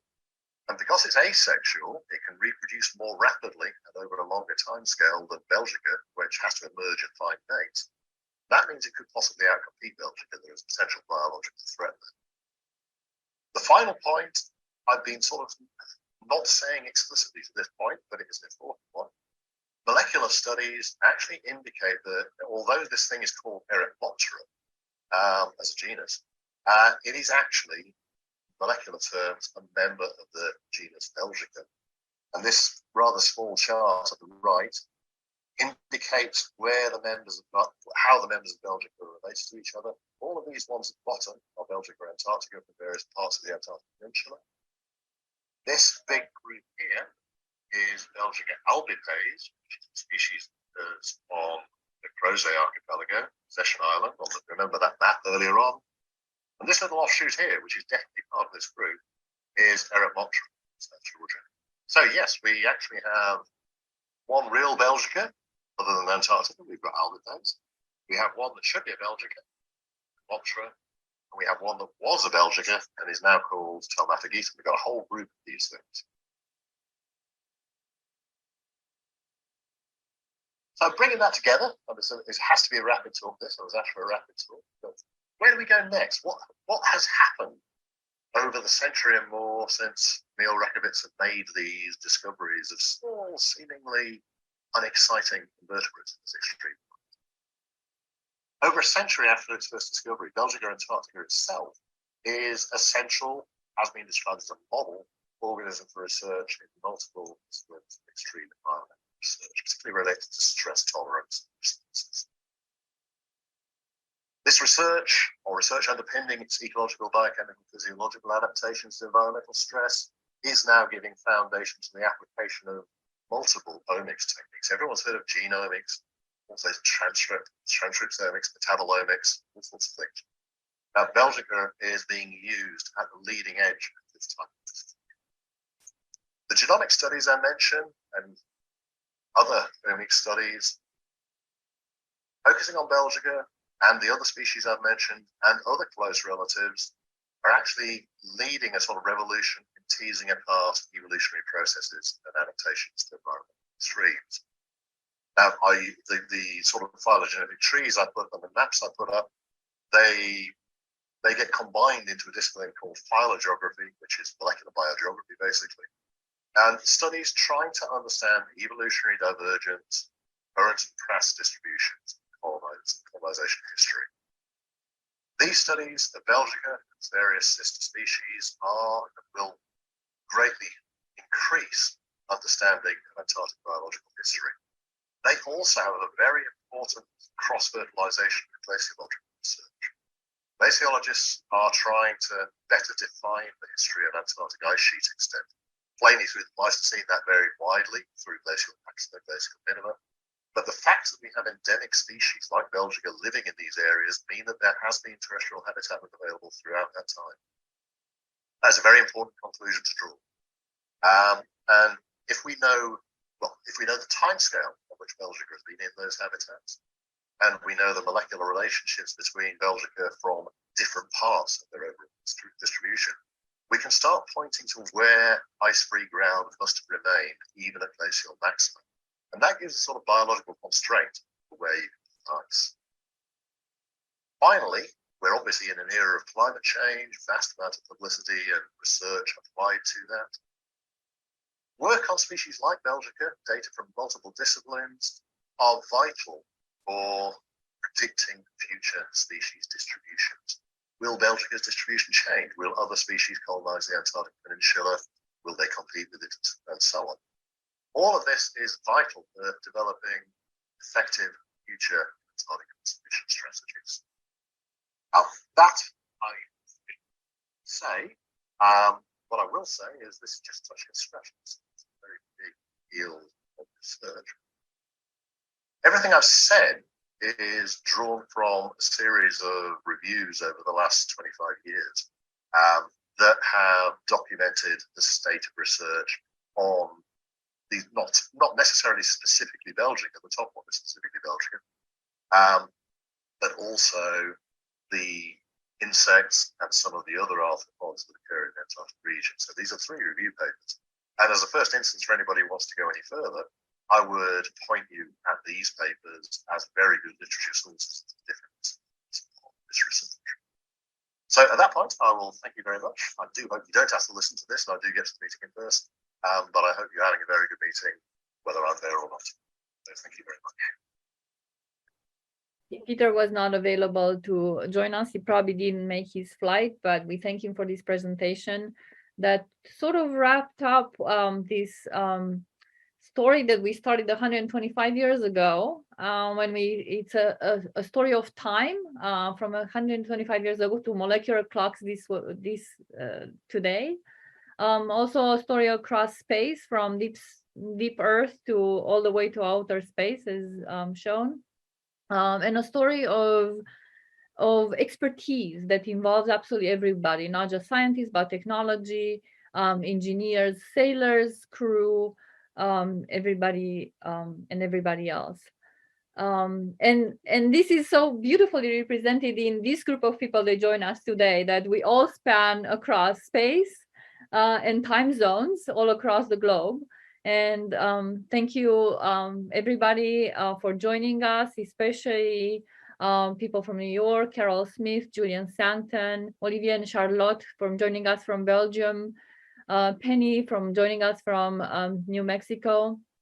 And so what I am hoping is this is just the first of a series of many conversations that are to be continued. We're looking forward to ideas of what do you see a collaboration going forward. And I wanted to, if I may, just leave you with a little bit of a testament. Let's see if I can share my screen. Of Emil Racoviță. Actually, about the expedition, the words he wrote in Towards the South were a little bit about what he described that they discovered, the ocean basin, a new strait and lands, terrestrial fauna and flora from a land that was not known at the time, year-round set of meteorological observations. And he ends with the fact, with the complete awareness that this was not a lot. Compared to a global scale, he thinks this was not a lot. And he says, indeed, it is very little, and we are aware of this is true. What I really liked about his approach, he really understood this time scale of how nothing can be done unless you look both back in time at the great predecessors that basically paved the way. And also we need to pave the way to our future colleagues. And this idea that all research and exploration needs to come from the common desire to grow the common good of humanity. And I liked his lay terms about the expedition.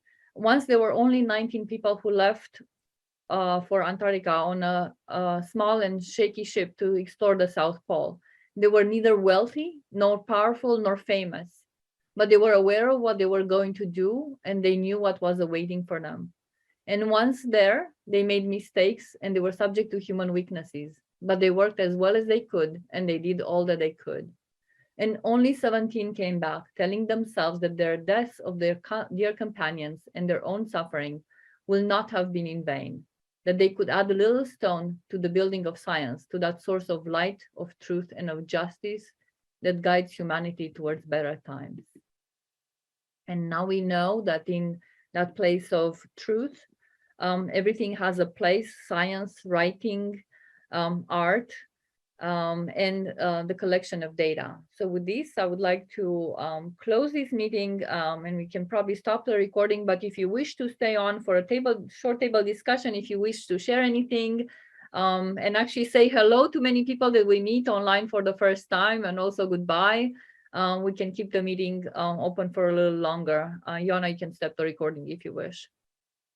So we can move into just a short roundtable if you wish to share anything, or if there's anything from anybody about what we would like to do next together.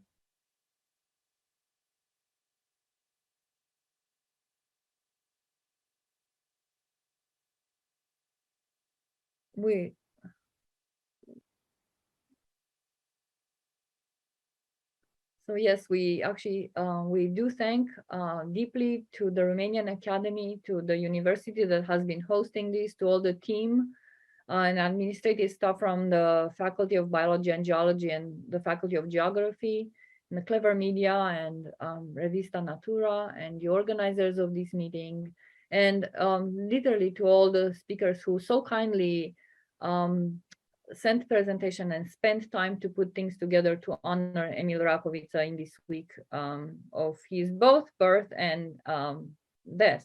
He was born on November 15 and passed on November 19, but what matters, what people say, what matters is the journey in between the 2 points. It's not when he was born and not when he died, but it's the journey. So it's the legacy of his life journey, as well as the journey of and the lives of his companions that were with him all along the way.